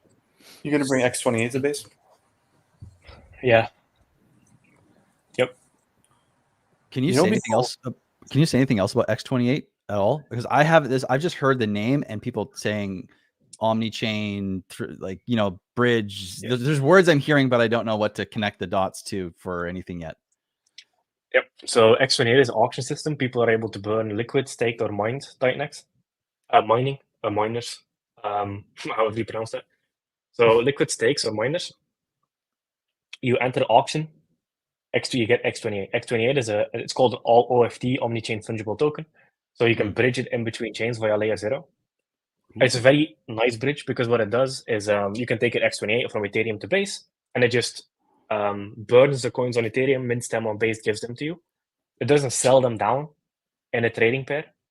So by people bridging, you're not creating volatility and dumping. Because what happens with a lot of bridging protocols is they sell the coin down on one chain, bridge the liquidity over, and then buy it on another chain, which creates these massive issues with liquidity pools and price dumping. So layer 0 actually just burns it on one chain, mints it on the other chain, and it doesn't impact the liquidity pools. So X28 will exist on pretty much all chains, maybe even Solana. And that's basically going to be the Titanx on all the chains. And then it will have all the builder functions, so people can build on X28 like they can with Titanx. So then the community can go omni-chain. But all of it comes back to X28, and the only pair for X28 is going to be Titanx X28 on Ethereum, and then very likely native X28 on all the other chains. But it will basically take out a community omni-chain. That will be a massive burner. Massive burner. Oh, yeah. And I guess I probably shouldn't ask for more details yet. I'll wait till the white paper is out for my nuanced questions, but that's sick.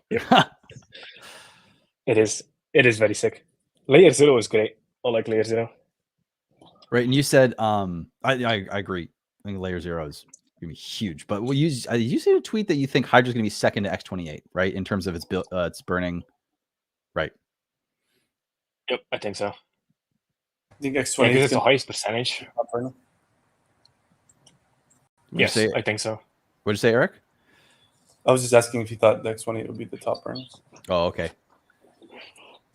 Wait, a top burner second to Titan X? Are we including Titan X in that, or is X28 going to be the most? Okay. Second to Titan X, then, yeah. Yeah, because if you include the Titan X buy and burns, it will be second. Yeah, and of course it makes sense. I was just hoping that you would say no over on top of Titan X, because then that's a huge statement. That would be crazy. Sick.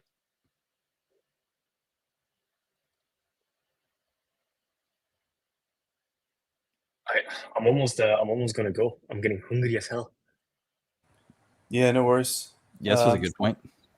Probably finish up too. I think we're out of comments. Thank you guys. Appreciate it. Jake, it's been a pleasure working with you, man, on this. It's been really fun. And thank you so much for offering to build this thing on top of DragonX, man. Really appreciate it. It's cool. Yeah. Yeah, I mean, you guys deserve it. Number 1 Titanx protocol, most users, most burned, most volume, most attention.